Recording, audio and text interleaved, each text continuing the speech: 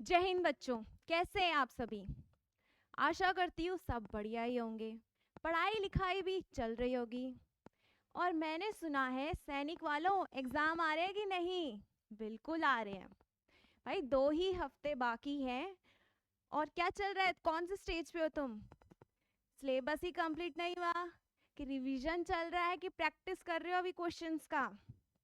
Well जो भी हो, टेंशन नॉट। आपकी निधि दीदी है ना इधर। भाई ऐसा क्या लाने वाली हूँ मैं लाई हूँ यहाँ पे आप सबके लिए 50 most important questions of general science. भाई ये क्वेश्चन ऐसे क्वेश्चन है जो इतनी बार एग्जामिनर ने पूछ चुके, इतनी बार पूछ चुके, भाई कोई बेवकूफी होगा जो बिना इन्हें पढ़े एग्जाम में बैठेगा। तो इतनी उम्मीद तो मैं आपसे करती हूँ कि पढ़ के ही जाओगे इनको।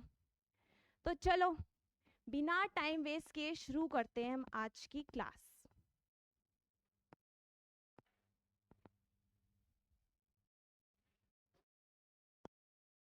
ओके, तो सबसे पहला क्वेश्चन। सबसे पहला क्वेश्चन है यहाँ पे, electric current is measured by. ठीक है, ये मेजर्ड होगा, मेजर नहीं होगा, पैसिव वॉइस में आएगा। सुमन दी पढ़ाएंगी आप, या बाकी फैकल्टी भी बिल्कुल पढ़ाएगी। इंग्लिश आपको टेंशन नहीं है उसकी। चलो, electric current is measured by. Electric current को कौन मेजर करता है भाई। गैल्वेनोमीटर। अच्छा, गैल्वेनोमीटर सुना है कभी, क्या होता है भाई। गैल्वेनोमीटर जो है वो नापता है प्रेजेंस ऑफ करंट। यानी ये बताएगा सिर्फ कि सर्किट में करंट है कि नहीं है। लेकिन हमें तो चाहिए जो मेजर करे कितना है। तो क्या गैल्वेनोमीटर का आंसर होगा, नहीं होगा। नेक्स्ट है वोल्ट मीटर। वोल्ट मीटर क्या नापता है भाई, पढ़ा होगा। वोल्टेज क्या नापता है, वोल्टेज यानी पोटेंशियल डिफरेंस। ठीक है, नेक्स्ट है हमारा ओडोमीटर, भी देख लो।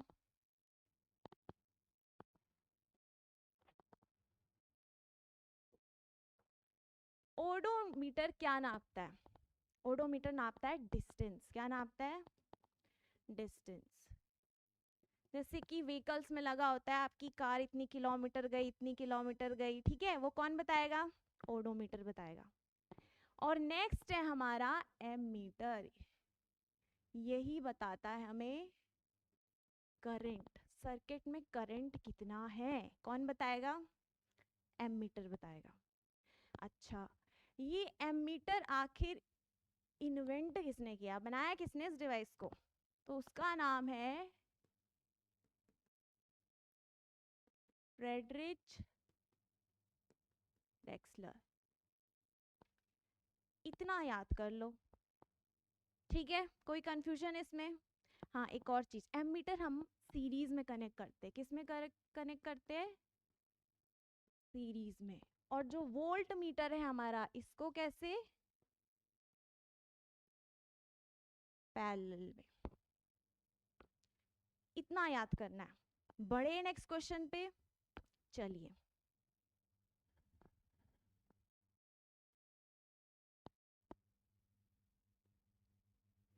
नेक्स्ट क्वेश्चन है विच नेक्स्ट क्वेश्चन है विच of the following currently represent the value for the normal atmospheric pressure. देखो, एटमॉस्फेरिक प्रेशर जो होता है ना, हमारे अराउंड बहुत सारी एयर है, हम पे कुछ ना कुछ प्रेशर तो ये लगाएगी, है ना। तो उसी प्रेशर को, जो हमारे आसपास जो एयर है ये जो प्रेशर लगाती है, उसको हम क्या बोलते हैं, एटमॉस्फेरिक प्रेशर। ठीक है, अब इसको मेजर करने के लिए बहुत सारी यूनिट है, लेकिन यहाँ पे क्या क्या है, मरकरी में दे रखा है, मरकरी में है, पास्कल में है। देखो पास्कल में इसकी यूनिट होती है 1 एटीएम, बराबर होता है 101325 पास्कल। इतना प्रेशर लगाती है हमारी एयर हमारे ऊपर। दूसरी चीज, यही चीज जब मरकरी में बोलो तो उसको बोलते हैं 760 mm ऑफ Hg। Hg कौन है भाई, मरकरी। क्या कौन है, मरकरी, याद कर लो इससे। नेक्स्ट क्वेश्चन पे बढ़ते हैं। अच्छा, इसका आंसर कौन होगा भाई? ओके, कोई कंफ्यूजन? होपफुली नहीं होगी।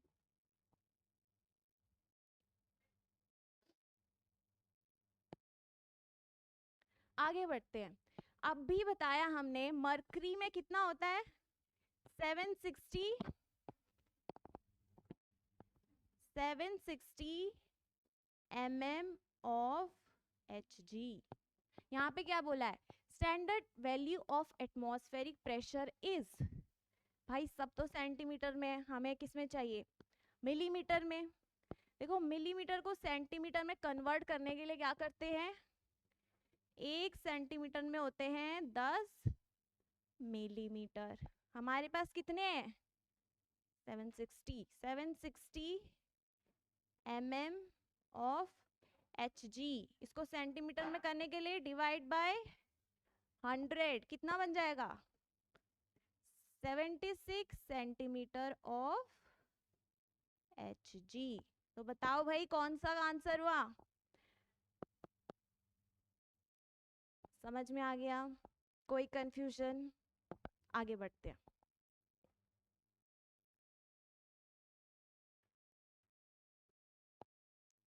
नेक्स्ट क्वेश्चन है, the pressure on earth will be less when the man is lying, यानी लेट गया है वो जमीन पे बिल्कुल, स्टैंडिंग बाय 1 फुट, एक पैर पे खड़ा है वो, सिटिंग बैठा हुआ है, या फिर स्टैंडिंग बाय 2 फुट, जैसे कि मैं अभी यहाँ पे खड़ी हूँ। तो कौन सा होगा इसमें?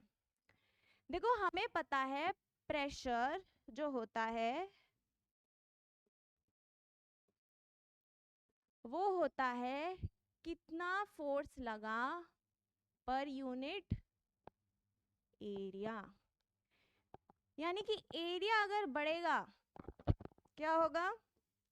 एरिया अगर बढ़ेगा तो होल प्रेशर क्या होगा? कम होगा। किसके बीच में एरिया? जो दो सरफेस कांटेक्ट में है उनके बीच का एरिया की बात चल रही है यहाँ पे।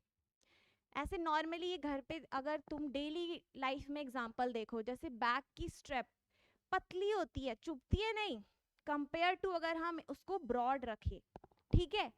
और वैसी हमारी आयरन नेल होती है। आयरन नेल देखो, जब आयरन नेल को तुम ठोकते हो तो क्या होता है? ये ऐसे बहुत नीचे से बहुत पतली होती है। क्यों होती है? एरिया कम से कम होगा, जितना इसकी वैल्यू का प्रेशर उतना ज्यादा, कील उतना बढ़िया काम करेगी। समझ में आया? ये सब डेली लाइफ एग्जांपल है। तो यहाँ पे क्वेश्चन पूछा था, pressure on earth will be less when the man is क्या? जब एरिया जितना ज्यादा प्रेशर उतना कम। तो एरिया सबसे ज्यादा किस में होगा भाई? लाइंग पोजीशन में, क्योंकि आप लेट रहे हो, आपकी पूरी बॉडी अर्थ के कांटेक्ट में है, इतनी बॉडी इतना एरिया कवर कर रहा है, एरिया ज्यादा तो प्रेशर कम। तो कौन सा आंसर होगा भाई इसका? लाइंग। बढ़ते हैं नेक्स्ट क्वेश्चन की तरफ।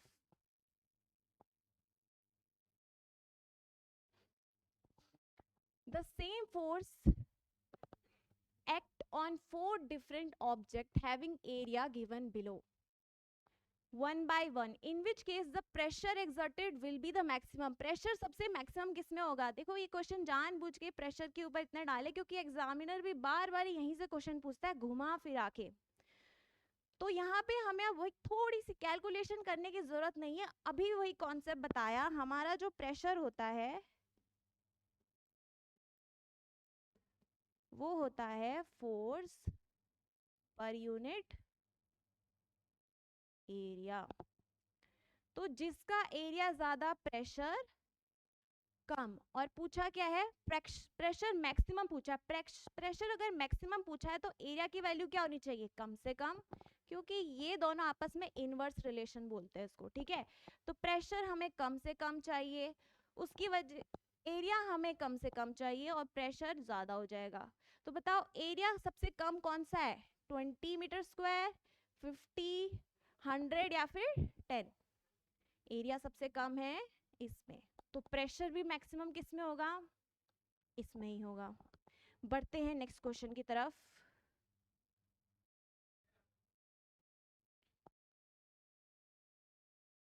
नेक्स्ट क्वेश्चन है, force of friction always act on moving object and its direction shall be. भाई ये बताने वाली चीज है क्या, बट बच्चे फिर भी गलत करके आते इस क्वेश्चन को। हमें पता है फ्रिक्शन जो है हमेशा क्या करता है, अपोज करता है मोशन को। क्या करता है, अपोज करता है मोशन को। जो दो बॉडी कांटेक्ट में होती है उनके मोशन को अपोज करेगा। यानी मेरा हाथ अगर इधर चल रहा है, नीचे वाला हाथ उसको पीछे पुश करने की कोशिश करेगा, इसी को बोलते हैं फ्रिक्शन। तो फ्रिक्शन क्या होगा, opposite to the direction of motion. क्या होगा, opposite to the direction of motion. Next question,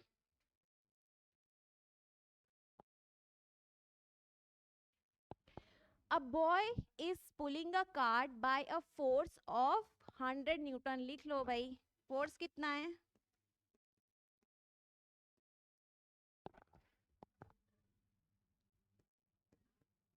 100 Newton है। Friction force experience by the cart of 20 Newton. देखो एक बॉय है, वो एक कार्ट को पुल कर रहा है, ये हमारा बॉय है, कितने फोर्स से, 100 न्यूटन से। ये कितना फोर्स एक्सपीरियंस दे रहा है इसको, मतलब force experience by the cart, ये कितना फोर्स, फ्रिक्शन फोर्स एक्सपीरियंस कर रहा है। यानी ये इसके मोशन को अपोज करेगा कितने न्यूटन से, 20 न्यूटन से। तो नेट फोर्स जिससे ये मूव करेगा वो कितना होगा, 100 माइनस 20 न्यूटन, यानी कि 80 न्यूटन। कितना लगेगा, 80 Newton.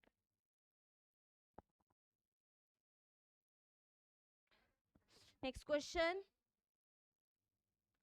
Both sound and light wave can be propagate through. अच्छा दो चीजें हैं यहाँ पे, एक होती है साउंड और एक होती है लाइट। एक थोड़ा सा ब्रीफ डिफरेंस इनके बीच में समझ लेते हैं। जैसे कि जो ये साउंड वेव होती है ना, इसको चाहिए होता है मीडियम टू प्रोपगेट, इसको मीडियम की जरूरत है भाई इधर से उधर जाने के लिए। लेकिन लाइट वेव को कोई मीडियम नहीं चाहिए होता है, पहली चीज, ठीक है। दूसरी चीज, जो साउंड वेव होती है ना वो लॉन्गिट्यूडनल होती है नेचर में। क्या होती है, लॉन्गिट्यूडनल। और जो हमारी लाइट वेव होती है ये कैसी होती है, ट्रांसवर्स होती है नेचर में। लॉन्गिट्यूडनल मतलब इनके पार्टिकल का जो वाइब्रेशन है ना, वो वेव के मोशन के डायरेक्शन में, मतलब जहां वेव चल रही है पार्टिकल का भी वाइब्रेशन उसी दिशा में है। इसको समझो एक स्प्रिंग की मदद से। जब तुम एक स्प्रिंग को खींचते हो तो ये स्प्रिंग इधर को खींचती है, साथ के साथ इसके जो ये चीज हैं ये भी किधर को जाएंगे, इधर को जाएंगे। दोनों का डायरेक्शन सेम है, ठीक है। इसको साउंड वेव की तरह, साउंड वेव से रिलेट करने की कोशिश करो, ठीक है। दूसरा हमारा लाइट वेव। लाइट वेव कैसा होता है, लाइट जो वेव होती है, लाइट में क्या होता है, जो उसके पार्टिकल्स होते हैं ना वो परपेंडिकुलर होते हैं कंपेयर टू वेव कहाँ जा रही है। जैसे लाइट वेव, अगर लाइट अगर इधर को जा रही है तो इसके पार्टिकल्स ठीक 90 डिग्री बनाएंगे, यानी इसके वाइब्रेशन कैसे होगी, ऊपर नीचे। और वेव कैसे जाएगा, ऐसे, यानी कि एक ट्रांसवर्स यानी कि परपेंडिकुलर। समझ में आ गया। बढ़ते हैं। अच्छा इस क्वेश्चन का आंसर क्या होगा, वैक्यूम क्या होता है, वैक्यूम मतलब एयर की प्रेजेंस बिल्कुल नहीं है इसमें।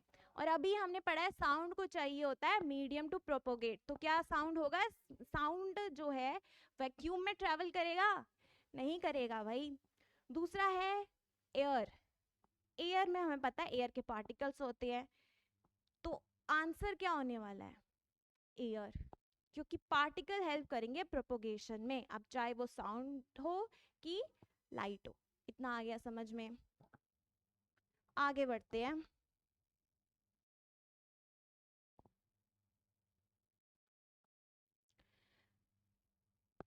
N ultrasound equipment work at a frequency of ultrasound. अच्छा, फिर से दो आ गए। एक होता है हमारा अल्ट्रासाउंड और दूसरा होता है हमारा इंफ्रासाउंड।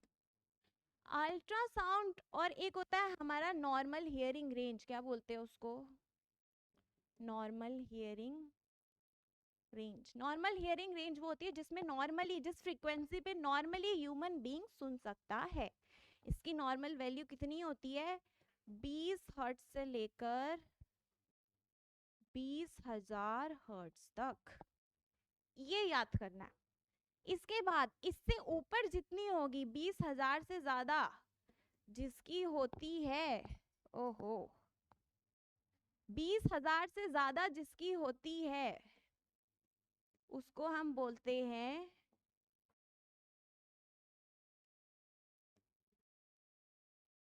अल्ट्रासाउंड। और 20,000 से कम जिसकी होती है, 20 नहीं, अरे यार, 20 हर्ट्ज से कम जिसकी होती है उसको बोलते हैं हम इंफ्रा साउंड। ये जो इंफ्रासाउंड है ना, ये बड़े बड़े एनिमल जैसे कि वेल, इसका क्या करती है, एलिफेंट, इसका यूज करती है कम्युनिकेशन के लिए, ठीक है, इंफ्रासाउंड। और अल्ट्रासाउंड हमारे मेडिकल पर्पस में यूज होता है, इसको डॉक्टर्स वगैरह यूज करते हैं, किडनी स्टोन या फिर बॉडी में कोई लम्स पैदा हुए तो इन सब को चेक करने के लिए कौन सा यूज होता है, अल्ट्रासाउंड का यूज होता है। ओके, हाँ, तो इसका क्या होगा, ultrasound equipment work at a frequency of, कितनी फ्रीक्वेंसी चाहिए होती है भाई अल्ट्रासाउंड के लिए, अभी बताया है, हायर देन 20,000 हर्ट्ज। और हर्ट्ज किसकी हर्ट्ज किसकी यूनिट है, फ्रीक्वेंसी की यूनिट है।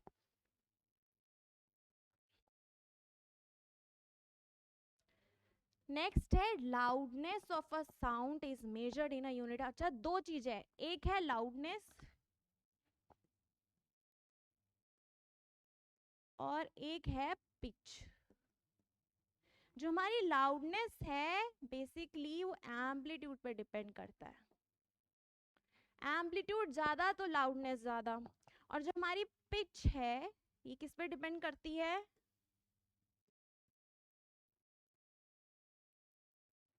फ्रीक्वेंसी पे डिपेंड करती है हमारी कौन, पिच, ठीक है, इसको याद रखना।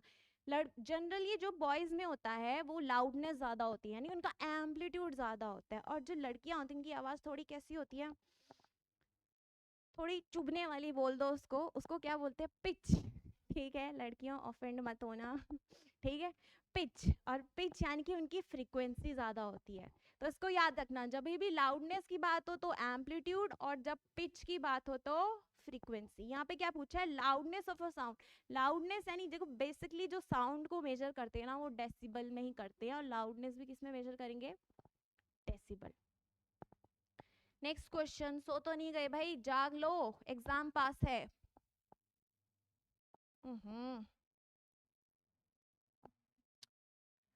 Again, loudness of a sound is proportional to, अभी बताया किस पे डिपेंड करता है, लाउडनेस ऑफ साउंड एम्पलीट्यूड पे करता है। पर एम्पलीट्यूड यहाँ भी है और स्क्वायर ऑफ एम्पलीट्यूड यहाँ भी है, किस पे डिपेंड करता है, एम्पलीट्यूड पे करता तो है लेकिन एम्पलीट्यूड के स्क्वायर पे करता है। यानी कि अगर क्वेश्चन आया एम्पलीट्यूड टू, लाउडनेस कितने टाइम्स बढ़ जाएगी, 4 टाइम्स बढ़ जाएगी। भाई 2 का स्क्वायर 4 होता है कि नहीं, मैथ्स वालों। चलो आगे बढ़ते हैं, तो क्या होगा, square of the amplitude. Next question, a person who is standing 2 meter from a plane mirror seems to be dash meter away from his image। अच्छा, प्लेन मिरर का कॉन्सेप्ट समझते हैं। अगर ये एक प्लेन मिरर है, पहले तो इसकी प्रॉपर्टी बताओ, प्लेन मिरर कैसा होता है भाई, वर्चुअल एंड इरेक्ट। और क्या होता है, साइज ऑफ ऑब्जेक्ट बराबर होता है किसके, साइज ऑफ इमेज के। या उल्टा बोल दो, इमेज का साइज साइज के ऑब्जेक्ट पे डिपेंड करता है, मतलब साइज अगर बड़ा होगा इमेज भी क्या होगी, बड़ी होगी। नेक्स्ट है लेटरल इन्वर्जन शो करता है। प्लेन मिरर क्या शो करता है, लेटरल इन्वर्जन। लेटरल इन्वर्जन क्या होता है भाई, लेटरल इन्वर्जन तुमने देखा है जैसे शीशे के सामने कभी खड़े होते हो, लेफ्ट चीज राइट दिखती है, राइट चीज लेफ्ट दिखती है भाई, इसी को हम लेटरल इन्वर्जन बोलते हैं, ठीक है। दूसरा क्या है, साइज ऑफ ऑब्जेक्ट्स बता दिया है। दूसरा है वर्चुअल एंड इरेक्ट, और इसी का एक उल्टा होता है, उसको बोलते हैं हम रियल एंड इन्वर्टेड। भाई ये भाई बहन है, वर्चुअल के साथ इरेक्ट और रियल के साथ इन्वर्टेड। ये जो वर्चुअल होता है इसको हम स्क्रीन पे नहीं उतार सकते हैं, तो इसको क्या बोलते हैं, हम वर्चुअल बोलते हैं। दूसरा है इरेक्ट। इरेक्ट क्या होता है, इरेक्ट मतलब खड़ी इमेज। ऐसा तो नहीं है शीशे के सामने खड़े होते हो पैर ऊपर और सर नीचे दिखते हैं, नहीं दिखते हैं ना, तो उसी को बोलते हैं इरेक्ट। और इसी का उल्टा होता है इन्वर्टेड, जिसमें पैर ऊपर और सर नीचे, उसको बोलते हैं इन्वर्टेड। लेकिन हमारा प्लेन मिरर कैसे बनाता है, virtual and erect, size of object equals to size of image and lateral inversion. ये सारे फिनोमिना याद रखना इससे रिलेटेड। दूसरी चीज आती है यहाँ पे, जो हमारा प्लेन मिरर होता है, इसके जब तुम सामने खड़े होते हो तो जो आपकी इमेज बनती है वो भी ठीक उतने ही डिस्टेंस पे बनती है जितने डिस्टेंस पे तुम मिरर के, तुम्हारा डिस्टेंस मिरर से है। यानी कि अगर तुम यहाँ 10 मीटर की दूरी पे हो तो ये भी इमेज भी मिरर से इमेज का भी डिस्टेंस कितना होगा, 10 मीटर होगा। यहाँ पे कितना बोला है, 2 मीटर बोला है, ये कितना बोला है, 2 मीटर। ये भी कितना बोला है, 2 मीटर। 2 मीटर ये हुआ, 2 मीटर ये हुआ, कितना बन गया, 4 मीटर। यानी कि तुम्हारे और इमेज के बीच का डिस्टेंस कितना है, 4 मीटर। तो आंसर क्या होने वाला है, कोई डाउट नहीं होना चाहिए। Next question,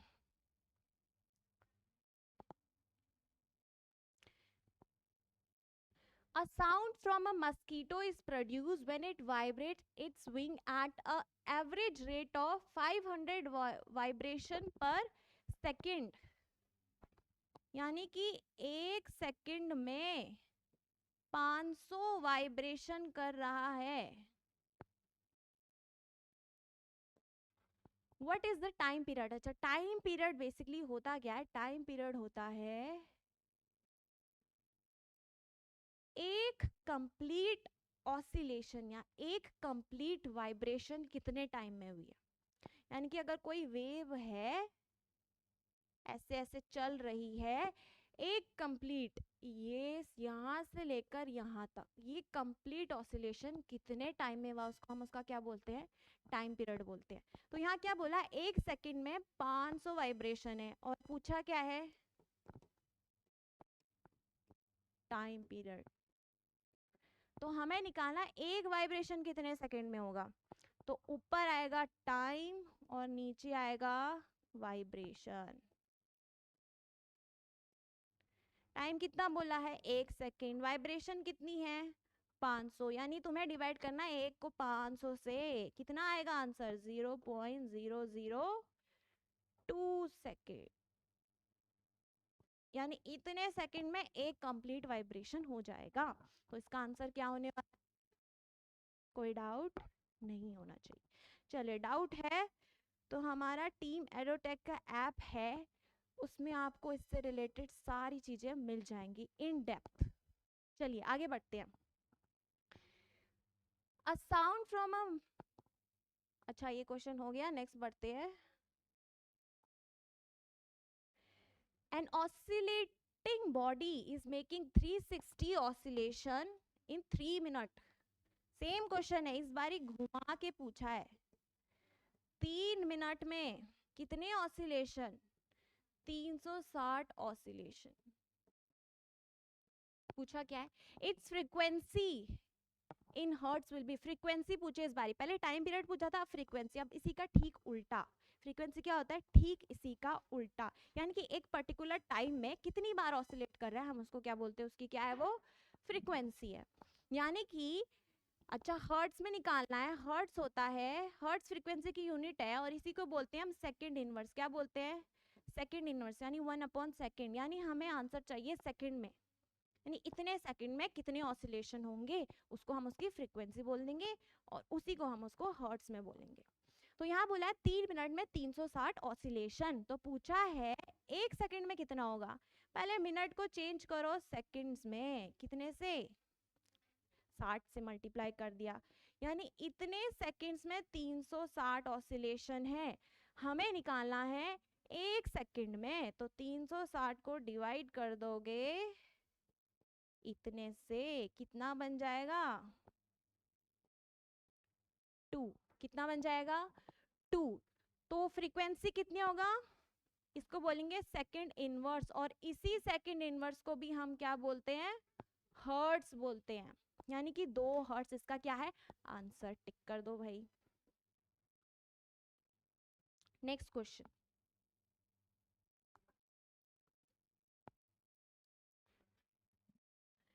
okay, match the following है। सबसे पहला है Braille.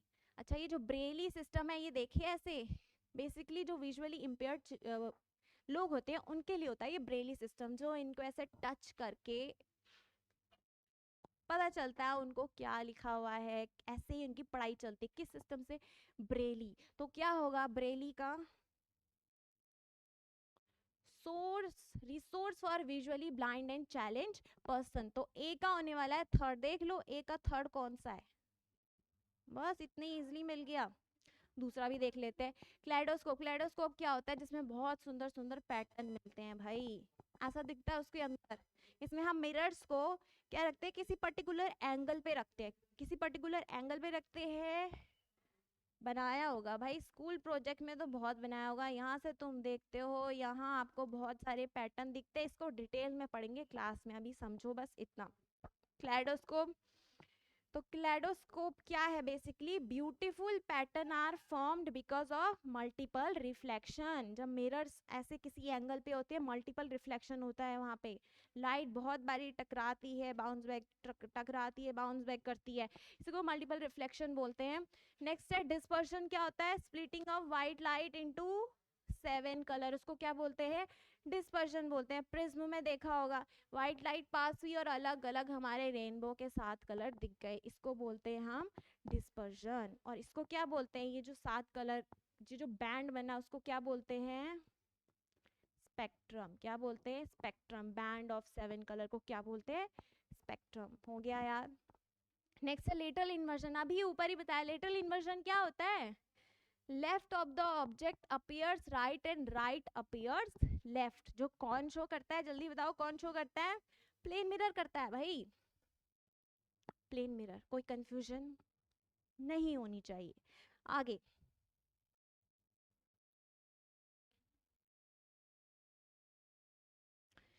if a person fall perpendicular on a plane mirror, the angle in which light will be reflected is। अच्छा चलो जरा पट्टी पढ़ते हैं हम रिफ्लेक्शन की। रिफ्लेक्शन होता कैसे है? मान लो ये क्या है हमारा? एक रिफ्लेक्टेड सरफेस ले लो, इसको क्या ले लो?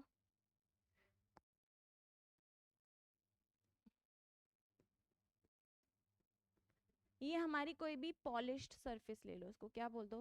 Polished surface. इस पे जैसे ही कभी भी कोई लाइट पड़ती है, इसको बोलते हैं हम इंसिडेंट रे। ठीक है, जो रे पॉलिश सरफेस पे पड़ रही है और यहाँ से ये बाउंस बैक होगी, उसको हम क्या बोलेंगे? Reflected ray. अब इस प्लेन पे हम एक परपेंडिकुलर अगर ड्रॉ कर देते हैं, आए भाई चल जा पेन,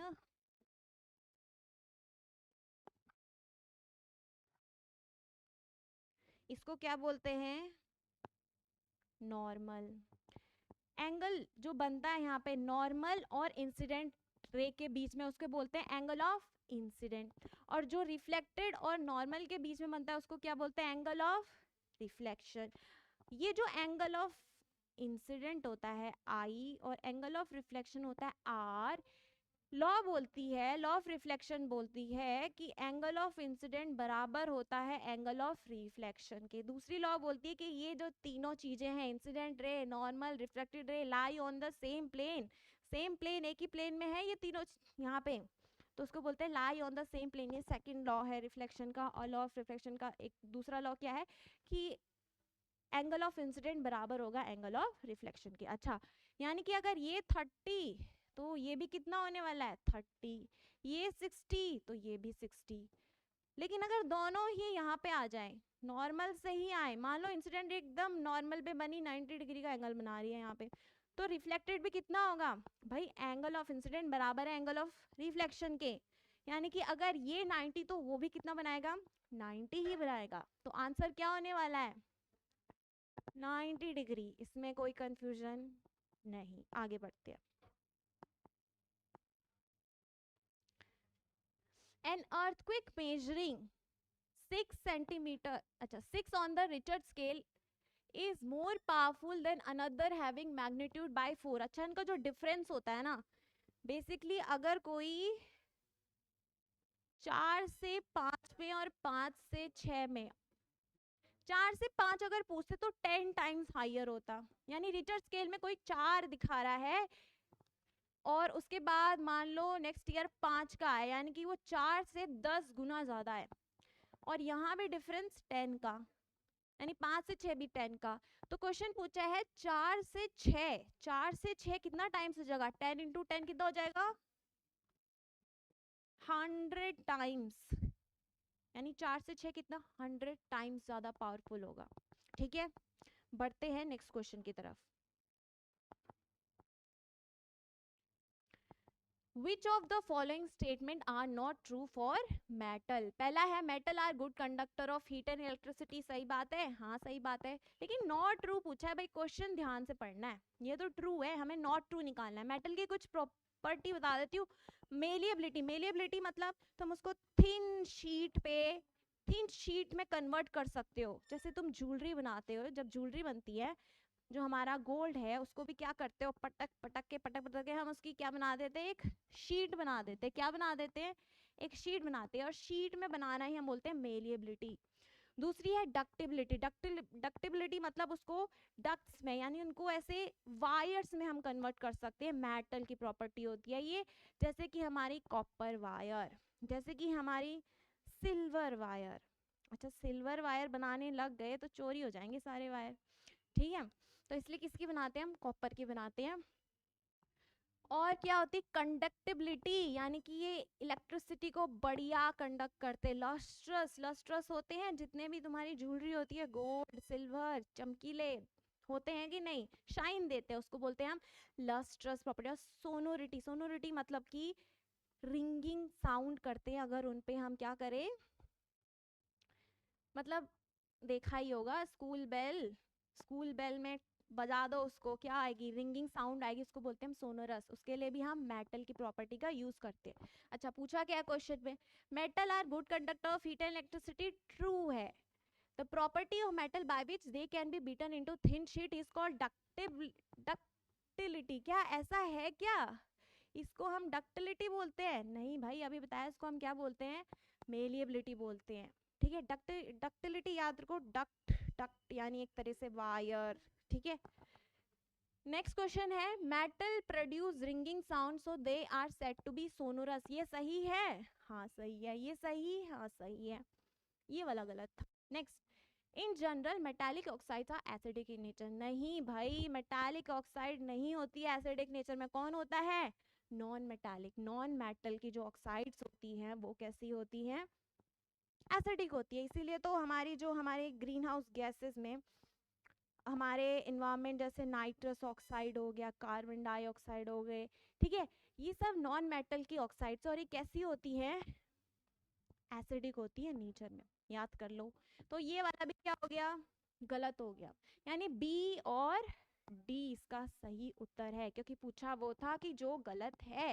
तो क्वेश्चन ध्यान से पढ़ना, क्योंकि आधे बच्चे तो यही खराब कर देंगे पढ़ा लिखा क्वेश्चन। नेक्स्ट,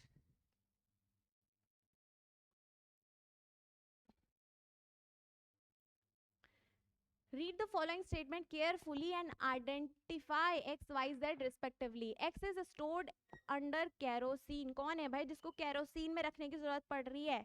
उसका नाम है सोडियम. सोडियम जो होता है वो स्पॉन्टेनियस कंबशन करता है, यानी कि थोड़ी सी भी उसको हवा मिली भाई ये तो जल जाएगा, ये तो फ्लेम प्रोड्यूस कर देगा. तो इसको रखना पड़ता है केरोसिन में, जहां उसको एक आइसोलेटेड एनवायरनमेंट मिलता है, यानी कि वहां उसको मॉइस्चर के कांटेक्ट में बिल्कुल नहीं होता है वो. नेक्स्ट है Y catches fire on exposure and stored in water. दूसरा है हमारा एक ऐसा वाई है, एक ऐसा सब्सटेंस जिसको हमें वाटर में रखना पड़ता है. भाई एक तो केरोसिन वाला है, दूसरा क्या है वाटर में रखने वाला. उसका नाम क्या है? उसका नाम है फॉस्फोरस. क्या बोलते हैं उसको? फॉस्फोरस. पी से डिनोट करते हैं फॉस्फोरस को. इसको हमें वाटर में रखना पड़ता है क्योंकि ये ऑक्सीजन के साथ बहुत इजीली रिएक्ट कर जाता है, और एयर में प्रेजेंट होती है ऑक्सीजन. वाटर में भी तो है, वाटर में भी तो हाइड्रोजन ऑक्सीजन है, लेकिन वाटर में जो ऑक्सीजन है ना वो बॉन्डिंग बना के रखा है, वो हाइड्रोजन के साथ बॉन्ड में है, यानी हमें एनर्जी लगानी पड़ेगी उनका बॉन्ड तोड़ने के लिए, तब जाके ऑक्सीजन निकलेगा और तब जाके वो रिएक्ट करेगा किसके साथ? फॉस्फोरस के साथ. तो इसलिए हम बोलते हैं कि हमें फॉस्फोरस को कहाँ रखना चाहिए? वाटर में रखना चाहिए. वहाँ ऑक्सीजन है लेकिन वो फ्री नहीं है, वो उसका बंद रखा है, वो किसके साथ? हाइड्रोजन के साथ. नेक्स्ट है Z react with water slowly. Z ऐसा है जो वाटर के साथ स्लोली. भाई ये तो सबको पता है, कौन है वो? आहा, उसको बोलते हैं हम, अरे यार पेन कहाँ गई?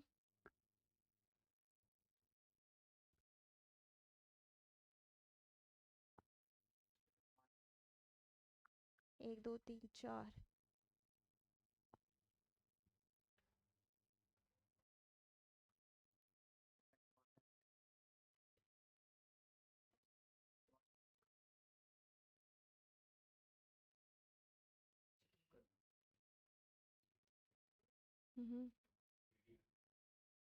चेंज करना पड़ेगा.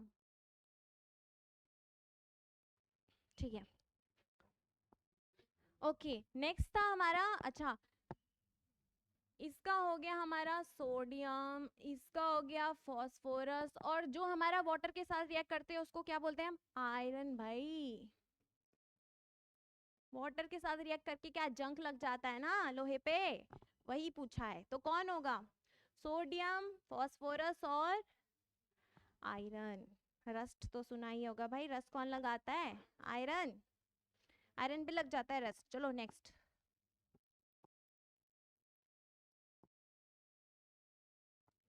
नेक्स्ट.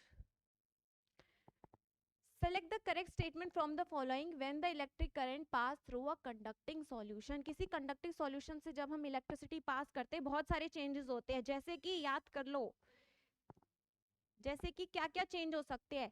सबसे पहले है बबल्स बन सकते हैं गैस के. ये पढ़ेंगे हम जब वाटर का इलेक्ट्रोलाइसिस करते हैं, वाटर में इलेक्ट्रिसिटी डालते हैं तो क्या होता है बेसिकली हाइड्रोजन और ऑक्सीजन के गैस रिलीज होती है, यानी हाइड्रोजन और ऑक्सीजन रिलीज होता है. बताएंगे किसमें कौन सा होता है. तो यहाँ पे गैस का रिलीज हो सकता है, तो इसका आंसर पहला बिल्कुल सही है. दूसरा क्या है? Deposit of metal may be seen on the electrode. बिल्कुल भाई, इलेक्ट्रोप्लेटिंग में पढ़ा है. इलेक्ट्रोप्लेटिंग में क्या होता है, एक मेटल हम दूसरे मेटल पे लगा देते हैं या दूसरे किसी भी सब्सटेंस पे लगा देते हैं, उसको हम इलेक्ट्रोप्लेटिंग बोलते हैं. उसको भी पढ़ेंगे डेप्थ में, फिलहाल ऊपर ऊपर से. तो डिपॉजिट ऑफ मेटल में be seen on the electrode, बिल्कुल सही है, इसको इलेक्ट्रोप्लेटिंग में भी यूज होता है. Next, there is no change in the colour of the solution. ऐसा है क्या?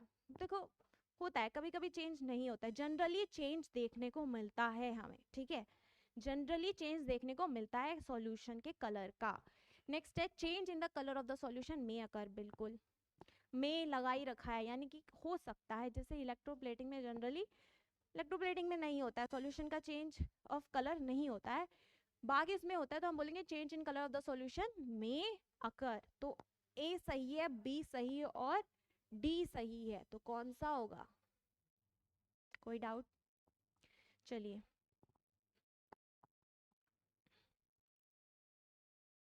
नेक्स्ट क्वेश्चन है when electric current is pass through copper sulphate solution क्या होगा? Copper get deposit on electrode that connected to the positive terminal. अच्छा देखो, CuSO4 है। अरे थोड़ा सा डायग्राम तो बना ही देते हैं। कैथोड और एनोड। कैथोड हमारा नेगेटिव चार्ज, एनोड हमारा पॉजिटिव चार्ज। यहाँ है हमारा CuSO4 का सॉल्यूशन। जैसी इलेक्ट्रिसिटी पास करी CuSO4 टूट जाएगा किसमें? Cu2 positive plus SO4 2 negative में। और हमारा कैथोड कैसा चार्ज है? नेगेटिव चार्ज है। नेगेटिव चार्ज पे कौन अट्रैक्ट होगा? Negative positive, positive negative attract करते ना। तो Cu2 पॉजिटिव कहाँ जाएगा?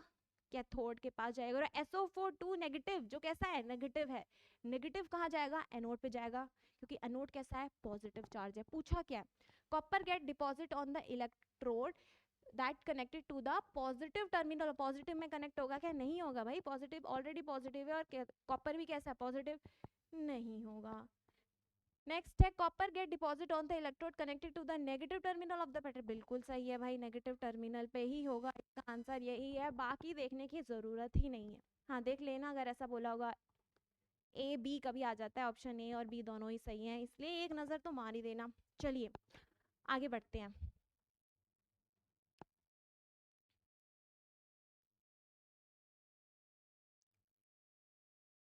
नेक्स्ट है to electroplate silver on a metal object what will you choose as cathode, anode and electrolyte. फिर से इलेक्ट्रोप्लेटिंग का क्वेश्चन भाई इंपॉर्टेंट है, इसलिए इतने क्वेश्चन आ रहे हैं इसके ऊपर। तो इसको तो बिना पढ़े एग्जाम में बैठना मत। इलेक्ट्रोप्लेटिंग में क्या होते हैं? दो इलेक्ट्रोड, एक कैथोड एक anode.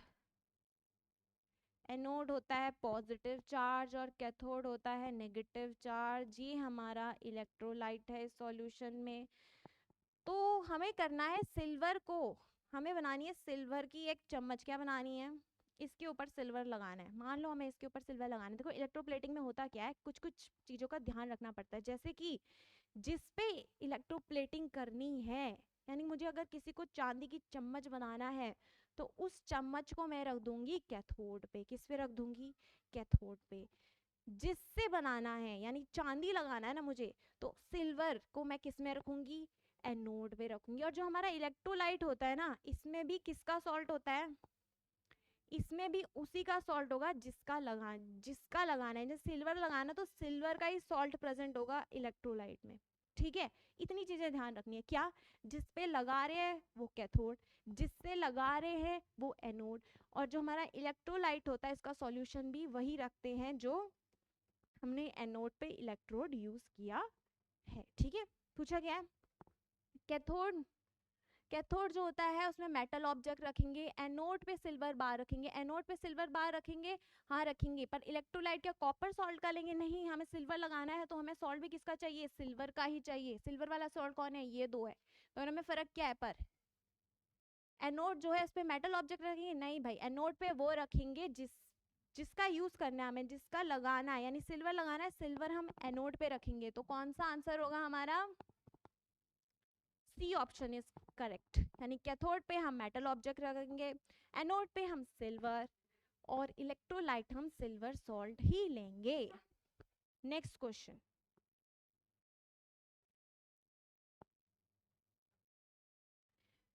when electrodes are immersed in water electricity is passed through the bubbles formed on the negative terminal is actually कौन सी गैस रिलीज होगी? नेगेटिव टर्मिनल पे पूछा, यानी कि हमें पूछा है कैथोड पे कौन सी गैस होगी रिलीज। कैथोड पे पूछा है भाई। राइटिंग पे मत जाना, राइटिंग मेरी बहुत खराब है और मुझे पता है।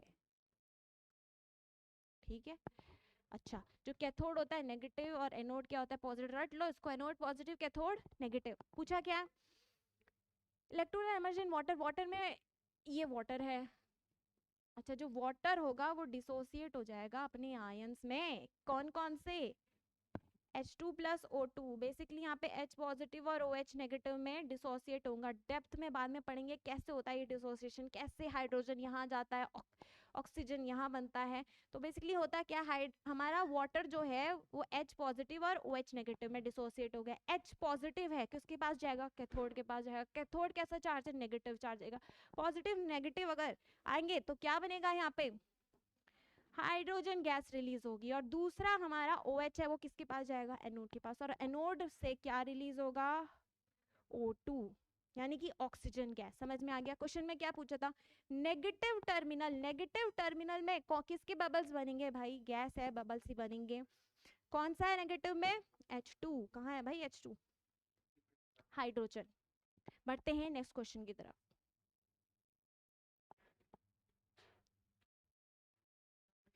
नेक्स्ट क्वेश्चन है, calorific value of a fuel is express in, अच्छा कैलोरीफिक वैल्यू क्या होती है, कैलोरीफिक वैल्यू होती है कितना अमाउंट ऑफ सब्सटेंस, कितनी अमाउंट ऑफ हीट प्रोड्यूस होगा किसी पर्टिकुलर सब्सटेंस से। यानी अगर मैंने 1 kg कोई भी कंबस्टिबल सब्सटेंस लिया, उसको जलाया मैंने, तो वो कितनी हीट प्रोड्यूस करेगा। हीट की यूनिट होती है जूल।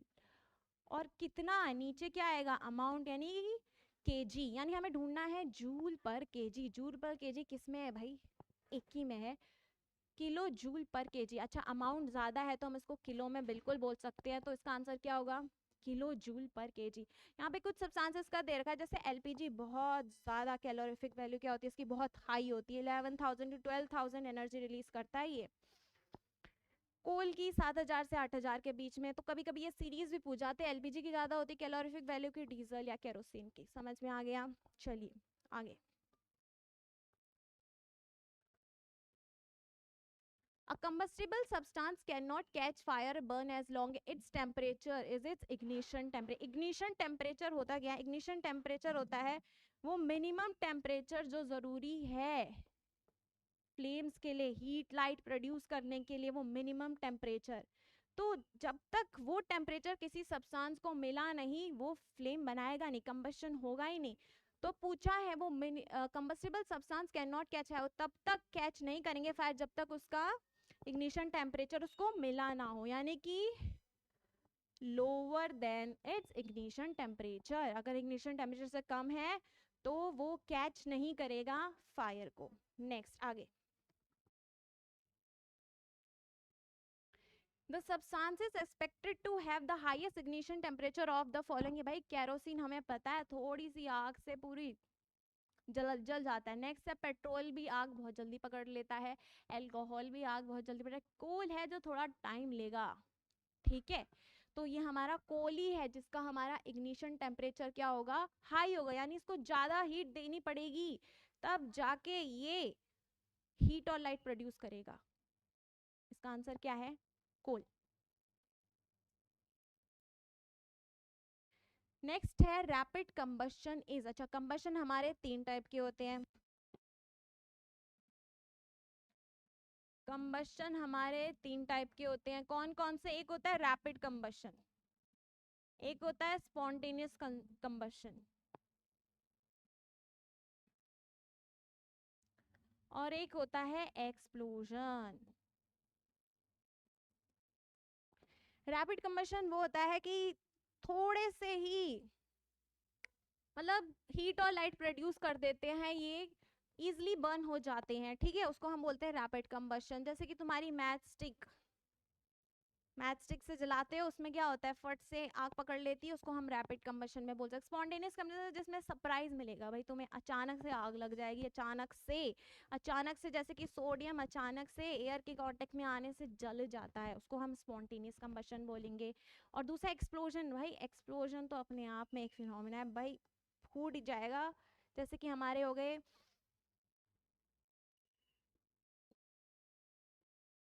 एक्सप्लोजन जैसे कि हाँ होते हैं, बॉम्ब एक्सप्लोड कर देते हैं। तो जैसे उनको जैसे हीट मिली वो क्या करते हैं, एक्सप्लोड करते हैं, बहुत ज़्यादा अमाउंट ऑफ हीट लाइट क्या करेंगे, प्रोड्यूस करेंगे, तो वो किस में आ जाता है, हमारा एक्सप्लोजन में आता है। ठीक है, जैसे कि हमारे फायर क्रैकर हो गए, फायर क्रैकर भी किसका एग्जांपल है, एक्सप्लोजन की एग्जांपल है। तो पूछा है रैपिड कंबशन कौन सा है, when gas burn it produce heat and light, हाँ होता है। When material surrounded burst into flame, अच्छा बर्स्ट वाला किस में हो गया, स्पॉन्टेनियस में हो गया। When there is evolution of, भाई हीट तो इवो निकले ही भाई, कंबशन है तो कौन सा होगा, when gas burn it produce heat and light. चलिए आगे बढ़ते हैं।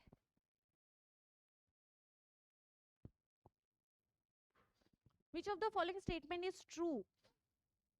अच्छा ये कैंडल फ्लेम से रिलेटेड है। देखो कैंडल फ्लेम में 3 जोन है, डायग्राम से ही समझ लेते हैं। सबसे पहले हमारी आउटर जोन, ठीक है, आउटर जोन के बाद आएगी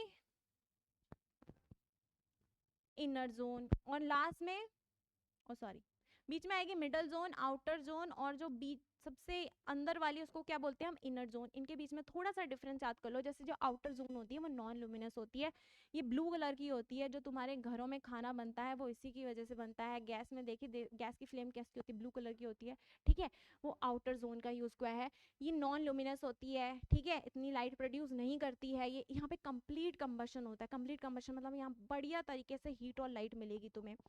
दूसरा है मिडल जोन। मिडल जोन जो होती है वो लुमिनियस होती है, येलो कलर वाली। येलो वाली कौन सी होती है, लुमिनियस जोन होती है, ठीक है, यहाँ पे पार्शियल कंबशन चलता है।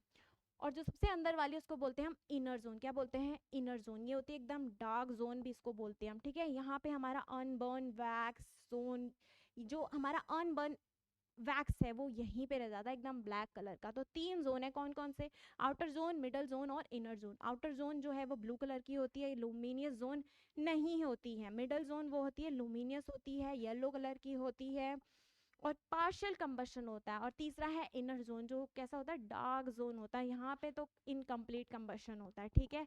ये तीनों जोन टिप्स पे रख देना, यहाँ से क्वेश्चन बन के आता है। पूछा क्या है, yellow flames are ideal for heating.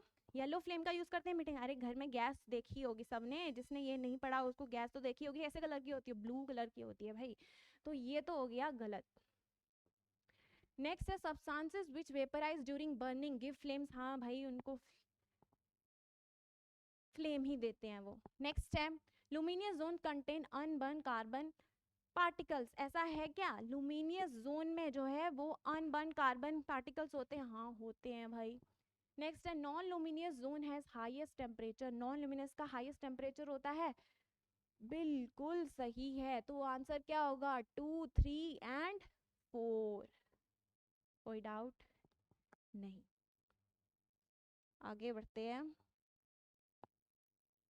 Green house gases, green house gases कौन सी हैं भाई, हमें पता है ग्रीन हाउस गैस ही जो मेजर प्रॉब्लम है फिलहाल क्लाइमेट चेंज का, ठीक है। ग्रीन हाउस गैसेस में बहुत सारी है, जैसे कि कार्बन डाइऑक्साइड, जैसे कि कार्बन डाइऑक्साइड, जैसे कि नाइट्रस ऑक्साइड, याद कर लो इनको, जैसे कि मीथेन, जैसे कि CFCs। ये सब क्या है, ये सारी ग्रीन हाउस गैस। ये करती क्या है, देखो ग्लोबल वार्मिंग एक फिनोमिना है, वो ये करती है। इसमें क्या होता है, सन की रेज आती तो है अर्थ की सरफेस पर जाते हुए जा नहीं पाती है। क्यों, ट्रैप हो जाती है। कौन ट्रैप करता है, ये ग्रीन हाउस ही ट्रैप कर देती है। ये ग्रीन हाउस गैस जो होती है ना, एक लेयर बना दिया इन्होंने अर्थ के सराउंडिंग में, अर्थ की सराउंडिंग में बना दिया एक लेयर, जो क्या कर रही है, लाइट सन रेज तो अंदर आ रही है लेकिन जानी भी तो चाहिए, लेकिन जाने के जाते वक्त इनको ट्रैप कर देती है। आई जा रही थी, रोक दी, वापस धरती पे कलेक्ट होती जा रही है, कलेक्ट होती जा रही, क्या, सन की रेस यानी कि हीट। इसकी वजह से क्या होगा, टेम्परेचर बढ़ेगा भाई, टेम्परेचर बढ़ेगा। उनको एस्केप ही नहीं दे रहा है कौन, ये ग्रीन हाउस गैसेस। तो ये ग्रीन हाउस गैसेस के कारण से क्या होता है, ग्लोबल वार्मिंग, या ग्लोबल वार्मिंग से क्लाइमेट चेंज हो ही रहे हैं, ठीक है। तो ये याद रखना है। जैसे कि कार्बन डाइऑक्साइड 56% कौन है, कार्बन डाइऑक्साइड ही है। मीथेन हो गया हमारा, CFCs हो गया, ओजोन हो गया, नाइट्रस ऑक्साइड, ये सारे नाम याद कर लेने हैं। ये सब ग्रीन हाउस गैसेस है जो सन की रेज है उनको ट्रैप कर देता है। तो क्या पूछा, greenhouse gases are CFC CH4। अच्छा CH4 को ही मीथेन बोलते हैं, केमिकल फॉर्मूले हैं भाई ये इनके। इसको बोलते हैं क्लोरोफ्लोरो कार्बन, और ये क्या है, CO2 कार्बन डाइऑक्साइड, तो सबको ही पता है। तो क्या आंसर होगा इसका, ऑल ऑफ द अबव। ये गैसेस टिप पे याद कर लो, रख दो। चलिए नेक्स्ट बढ़ते हैं। नेक्स्ट है match the following, coke, coal tar, coal gas और पेट्रोल। ओके हमारा जो कोल होता है, जो हमने कोल एक्सट्रैक्ट किया है ना अर्थ से, उसको हम जलाते हैं, क्या करते हैं, इसको हम बर्न जब करते हैं और ये बनता है कोक में, क्या बनता है, कोक में। और ये कोक यूज होता है अलग अलग जगह, ठीक है। यानी इसको जब हम बर्न करते हैं ना, इसके साथ बहुत सारी चीजें निकलती है, जैसे कि कोल गैस और कोल तार, ठीक है। ये हमारा जो कोल गैस है, देखो गैस ही है तो ये तो गैस फॉर्म में ही होगा, जो कोल तार है ये लिक्विड फॉर्म में होगा, और जो हमारा कोक है ये सॉलिड फॉर्म में होगा, ये भी याद कर लेना।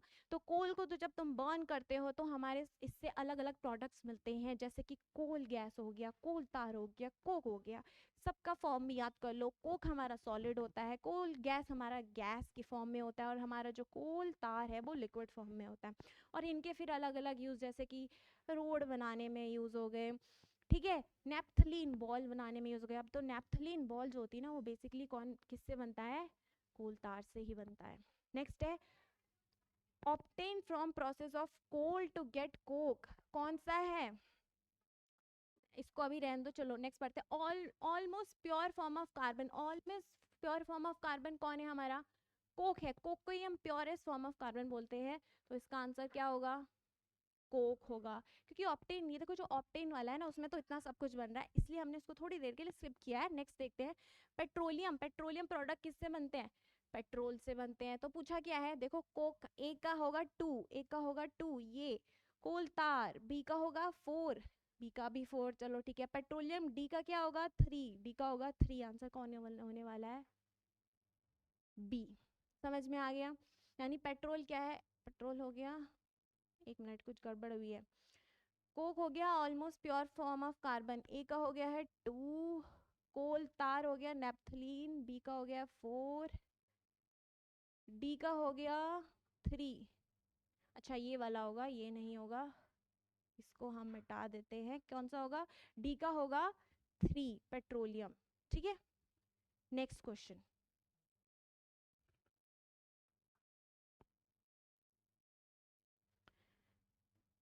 विच of the following statement is incorrect for CNG, CNG हमें पता है, सीएनजी कंप्रेस्ड नेचुरल गैस, क्या बोलते हैं इसको, कंप्रेस्ड नेचुरल गैस। एक होता है एलपीजी, इसको क्या बोलते हैं, लिक्विफाइड पेट्रोलियम गैस। यहाँ पे सीएनजी के बारे में पूछा है, it can be easily transported from pipes, yes भाई हमारे व्हीकल्स में सीएनजी ही यूज होता है। नेक्स्ट है हमारा, इट इज मोर पल्यूटिंग, पल्यूटिंग है क्या भाई, पल्यूटिंग क्यों होगा, सरकार बोल रही है सीएनजी का यूज करो और तुम बोल रहे हो पल्यूटिंग होगा, पल्यूटिंग हुआ तो यूज क्यों करेंगे, इसको नहीं करेंगे। तो यही हमारा क्या है, हमारा इनकरेक्ट है। दूसरा, it is stored under high pressure, हाँ भाई गैस है, जो हमारे एलपीजी सिलेंडर होते हैं उसमें भी हाई प्रेशर में गैस को रखा जाता है लिक्विड फॉर्म में, उसको हम, तो ऐसे सीएनजी को भी हमें हाई प्रेशर में रखना पड़ता है। दूसरा, it is use as a fuel for transporting, for transport vehicle, yes transport vehicle में एज अ फ्यूल ये यूज होता है। तो इसका आंसर क्या है हमारा, बी। सो तो नहीं गए भाई, उठ जाओ भाई, एग्जाम है। चलिए आगे बढ़ते हैं। Which of the following group contain all synthetic substances, हमारे होते हैं कुछ नेचुरल सब्सटेंस और कुछ क्या होते हैं, सिंथेटिक सब्सटेंसेस। नेचुरल सब्सटेंस में जैसे कि हो गया नेचुरल और सिंथेटिक। नेचुरल सब्सटेंसेस में हो गए जैसे कि सिल्क, सिल्क वॉर्म से मिलता है, वूल शीप की स्किन से मिलता है, और हमारा क्या हो गया cotton,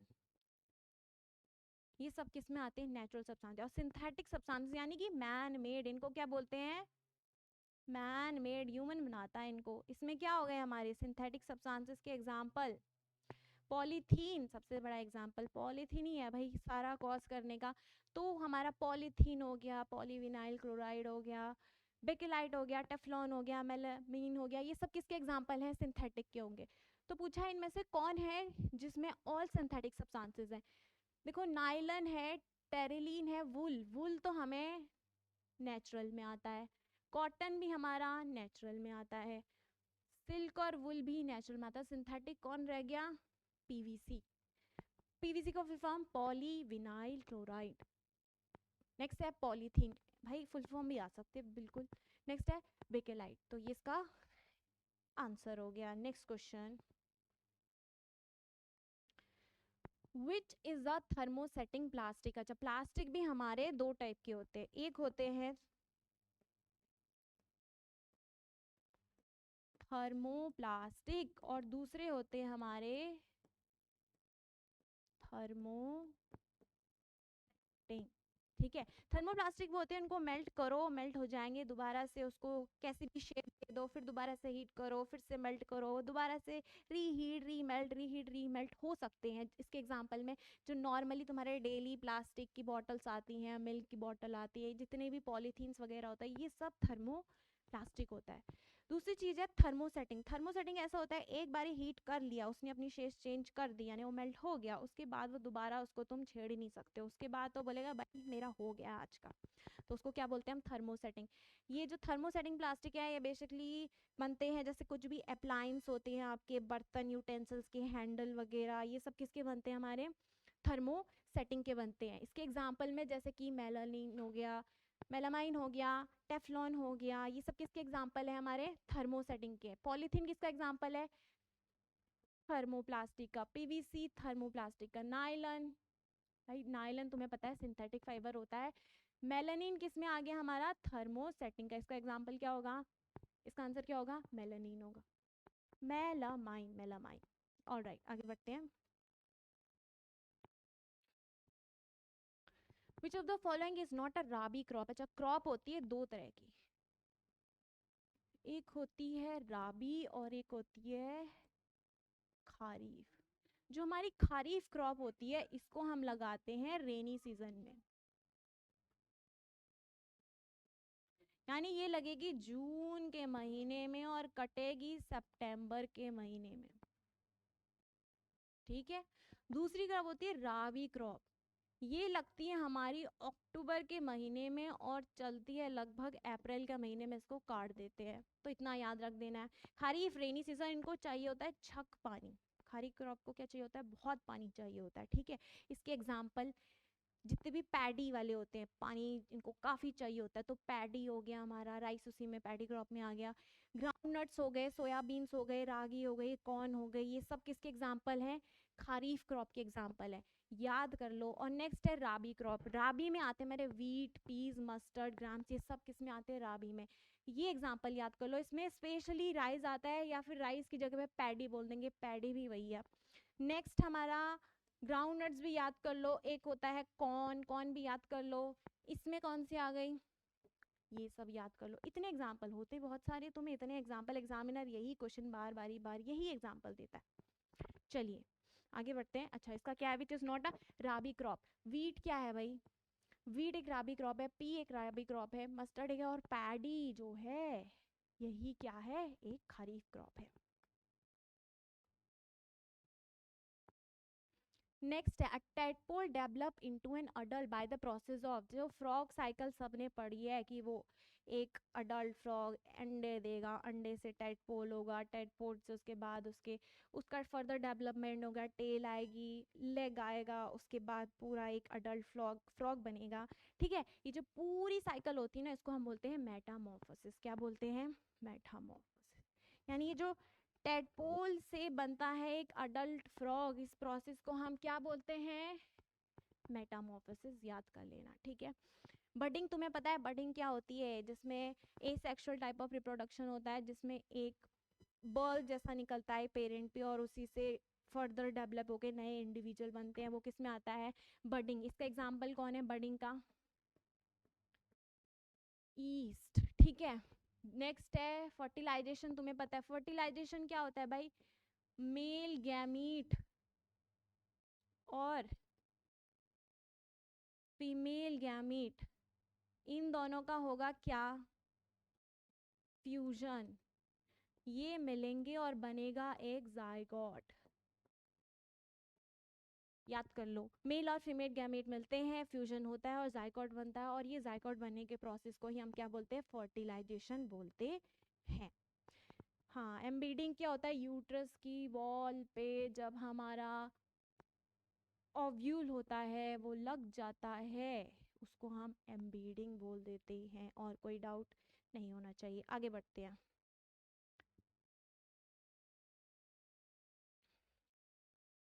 given below are the different stage in the life cycle of a frog, arrange them. भाई वही क्वेश्चन है, फ्रॉग से रिलेटेड घुमा फिरा के 3-4 ही क्वेश्चन पूछते हैं। एक तो पूछते प्रोसेस का नाम क्या है, दूसरा इसको सीरीज में लगाने को बोल देंगे, तीसरा बोल देंगे इसमें कौन सा हार्मोन रिस्पॉन्सिबल है ये पूरे प्रोसेस के लिए। ठीक है, आगे पढ़ेंगे। उसका नाम है थायरॉक्सिन हार्मोन। चलो आगे बढ़ते हैं। अडल्ट फ्रॉग एग देगा, एग से टेडपोल, टेडपोल की स्टेज को हम लार्वा भी बोलते हैं। लार्वा भी याद कर लो, ये दोनों वर्ड इंपॉर्टेंट है, ये दोनों वर्ड इंपॉर्टेंट हैं। उसके बाद फ्रॉगलेट और नेक्स्ट में अडल्ट फ्रॉग। अब ये जो फ्रॉगलेट है यहाँ से प्रोसेस थोड़ा इधर, पहले उसकी टेल आएगी, पैर आएंगे, ठीक है, फिर वो फ्रॉगलेट हो गया, फिर उसको अडल्ट फ्रॉग बोलेंगे। ठीक है, पूछा क्या है फर्टिलाइजेशन की स्टेज। सबसे पहले क्या होगा, एक लेइंग ऑफ एग, एग देगा। उसके बाद क्या होगा, फर्टिलाइजेशन होगा। सी ए कौन सा है भाई, सी ए वाला यही है। ठीक है, टाइम बचाना है तो डेक करो, नहीं तो और तुम पूरा देख सकते हो पूरा प्रोसेस। उसके बाद डेवलपमेंट ऑफ एम्ब्रियो होगा, उसके बाद क्या होगा, फाइनली टेडपोल बनेगा, और उसके बाद अडल्ट फ्रॉग। चलिए next, Metamorphosis of frog is control by this hormone. कौन सा हार्मोन है, उसका नाम है भाई थायरॉक्सिन। क्या है, थायरॉक्सिन हार्मोन है जो मेटामॉर्फोसिस का पूरा प्रोसेस में रिस्पॉन्सिबल होता है। नेक्स्ट है इंसुलिन। इंसुलिन कौन सिक्रेट करता है भाई, इनको भी साथ के साथ याद कर लो। पैनक्रियास सिक्रेट करता है हमारा इंसुलिन। इसका काम क्या होता है, इसका काम होता है ब्लड शुगर, अरे भाई लेवल को क्या करेगा, कंट्रोल करेगा। समझ में आ गया, पैनक्रियास इंसुलिन सिक्रेट करते हैं और ये ब्लड शुगर लेवल को क्या करता है, कंट्रोल करता है। ठीक है, नेक्स्ट है बिहाइंड द स्टमक। इसकी लोकेशन भी आ जाती है, स्टमक के पीछे कौन सा होता है, पैनक्रियास होता है। नेक्स्ट है थायरॉक्सिन, तो बता दिया। नेक्स्ट है एस्ट्रोजन। इसको कौन सिक्रेट करता है भाई, ओवरी सिक्रेट करती है। ओवरी प्रेजेंट कहाँ होते हैं, यूट्रस की लेफ्ट और राइट साइड कौन होती है, हमारी ओवरीज होती है। और ओवरी सिक्रेट करती है एक हार्मोन जिसका नाम है एस्ट्रोजन, जिसका काम क्या होता है, फीमेल रिप्रोडक्टिव डेवलपमेंट। ठीक है, रिप्रोडक्टिव डेवलपमेंट फीमेल के अंदर कौन करता है, हमारा एस्ट्रोजन रिस्पॉन्सिबल होता है। ठीक है, नेक्स्ट है एड्रेनलिन। एड्रेनलिन कौन सिक्रेट करता है, एड्रिनल ग्लैंड। एड्रिनल ग्लैंड होता कहाँ है, लोकेशन भी आ जाती है किडनी के ऊपर। ठीक है, और इसका काम क्या होता है, स्ट्रेस को मैनेज करना, स्ट्रेस मैनेजमेंट। यानी स्ट्रेस हुआ तो एड्रेनल ग्लैंड क्या होगा, सिक्रेट करेगा। कौन करेगा, एड्रेनलिन हार्मोन सिक्रेट होगा। कौन करेगा, एड्रेनल ग्लैंड सिक्रेट करेगा। होता कहाँ है, किडनी के ऊपर होता है। ठीक है, लोकेशन आ गई सबके समझ में। इसके अलावा और कौन कौन से ग्लैंड होते हैं, थायराइड ग्लैंड होते हैं, पैराथायराइड होते हैं, कहाँ होते हैं, नेक में होते हैं। और कौन से होते हैं, पीनल ग्लैंड होते हैं, पिट्यूटरी ग्लैंड होते हैं, ये सब कहाँ होते हैं, ब्रेन में होते हैं। ठीक है, इनको याद कर लो सारे ग्लैंड्स की लोकेशन। चलिए आगे बढ़ते हैं।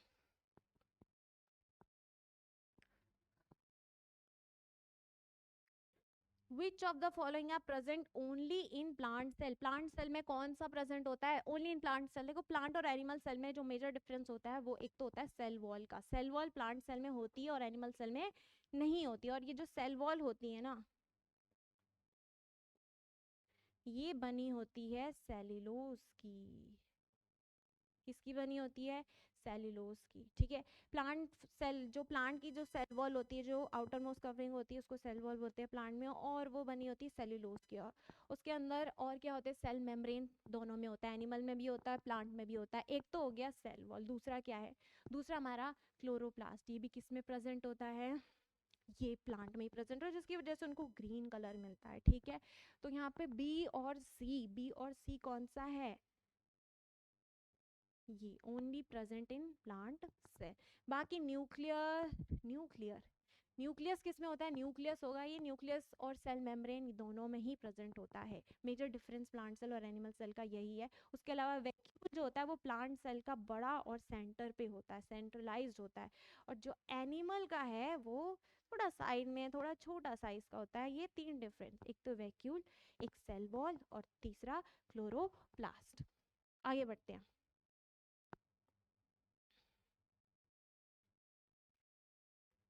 Match the following. अच्छा, यहाँ पे सेल ऑर्गेनेल दे रखे हैं, यहाँ इनके फंक्शन बता रखे हैं। सबसे पहला है न्यूक्लियस, फिर है सेल मेम्ब्रेन, क्रोमोसोम और साइटोप्लाज्म। देखो, transfer of character, transfer of character parents से बच्चों में किसकी वजह से आते हैं? क्रोमोसोम की वजह से ही आते हैं। नेक्स्ट है प्रोवाइड शेप एंड प्रोटेक्शन, कौन सा है? सेल मेम्ब्रेन है भाई। सेल मेम्ब्रेन नहीं होगा तो भाई ऑर्गेनेल्स इधर उधर बिखर जाएंगे। तो हमारा बी का है 4, बी का है 4 भाई, इसको काट लो और इसको भी काट लो। नेक्स्ट है सी का है 3, सी का है 3, आंसर हमारा ये होने वाला है। इसके अलावा कंटेन ऑल ऑर्गेनेल, सारी ऑर्गेनेल एक फ्लूइड, एक जेली लाइक सब्सटेंस के अंदर होते हैं, उसको हम क्या बोलते हैं? साइटोप्लाज्म बोलते हैं। Control centre of all activities of cell, भाई ब्रेन बोल दो, सेल का ब्रेन अगर कोई है तो वो क्या है? न्यूक्लियस ही है। तो कंट्रोल सेंटर कौन है? न्यूक्लियस है। आंसर कौन सा हो गया हमारा? ए का 2, बी का 4, सी का 3 और डी का 1। तो ऑप्शन ए। आगे बढ़ते हैं। Which of the following pair of organelle does not contain DNA, इनमें से कौन सा है जिसके अंदर डीएनए नहीं होता? इसको भी याद कर लो भाई। डीएनए जो होता है हमारा, ये प्रेजेंट होता है हमारा माइटोकॉन्ड्रिया। माइटोकॉन्ड्रिया ऐसा सब्सटेंस है जिसका खुद का डीएनए होता है। देखो माइटोकॉन्ड्रिया किस में है? इसमें है। और किस में है? चलो दूसरा सब्सटेंस भी बता देते। दूसरा नाम है क्लोरोप्लास्ट। क्या बोलते हैं उसको? क्लोरोप्लास्ट। तो ये दो चीजें, दो ऐसे टिप्स पे याद कर लो, इनका खुद का डीएनए होता है, माइटोकॉन्ड्रिया और क्लोरोप्लास्ट का। देखो इनमें से कौन सा? माइटोकॉन्ड्रिया है, लाइसोसोम, लाइसोसोम का नहीं होता है, लाइसोसोम कैंसिल हो गया। क्लोरोप्लास्ट और वैक्यूल, वैक्यूल में भी नहीं होता डीएनए। लाइसोसोम एंड वैक्यूल नहीं होगा। Nuclear envelope, chloroplast and vacuole lysosome, तो उसमें देखो न्यूक्लियर एनवलप, न्यूक्लियर एनवलप यानी न्यूक्लियस के अंदर, हाँ न्यूक्लियस के अंदर भी डीएनए प्रेजेंट होता है। तो हम क्या बोलेंगे इसमें? न्यूक्लियर एनवलप है माइटोकॉन्ड्रिया। क्लोरोप्लास्ट का भी होता है, क्लोरोप्लास्ट भी इसका एग्जाम, क्लोरोप्लास्ट अगर आएगा ऑप्शन में तो क्लोरोप्लास्ट भी टिक करना है, ठीक है। चलो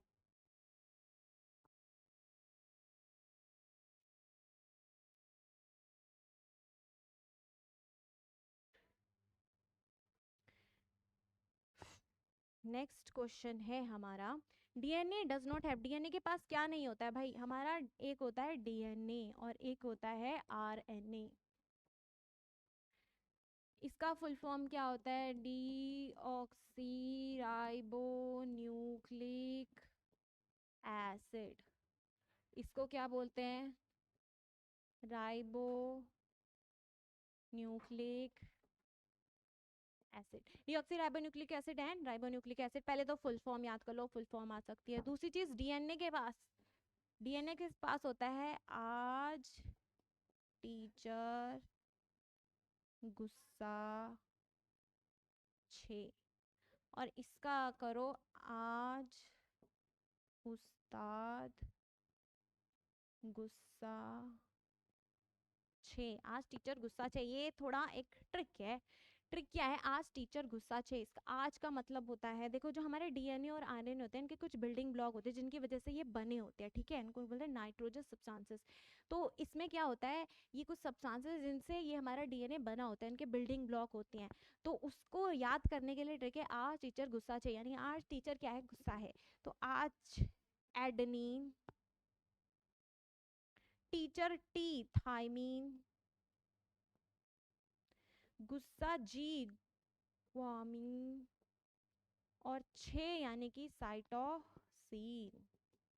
तो डीएनए में ये सब होते हैं, adenine thiamine guanine and cytosine. तो डीएनए में क्या नहीं होता है, एडेनिन होता है, ग्वानिन होता है, थाइमीन होता है और यूरासिल नहीं होता है। इसका आंसर होगा यूरासिल। जबकि हमारा राइबो न्यूक्लिक एसिड में सिर्फ इतना डिफरेंस होता है कि यहाँ पे यूरासिल आ जाता है। क्या आ जाता है? यूरासिल आ जाता है। एडेनिन आ जाता है। एडेनिन तो चलो डीएनए में भी था। ग्वानिन और साइटोसिन, यानी आरएनए के पास थाइमीन नहीं होता है और हमारा डीएनए के पास यूरासिल नहीं होता है। इसको ऐसे याद कर लो, आज टीचर गुस्सा छी, तो आज मतलब एडेनिन, टीचर यानी थाइमीन, गुस्सा यानी कि ग्वानिन और छे मतलब कि साइटोसिन। और आज उस्ताद गुस्सा छे में आज का कौन है? एडेनिन। उस्ताद यू यानी कि यूरासिल, गुस्सा यानी कि ग्वानिन एंड छे मतलब साइटोसिन। समझ में आ गया? चलिए आगे बढ़ते हैं।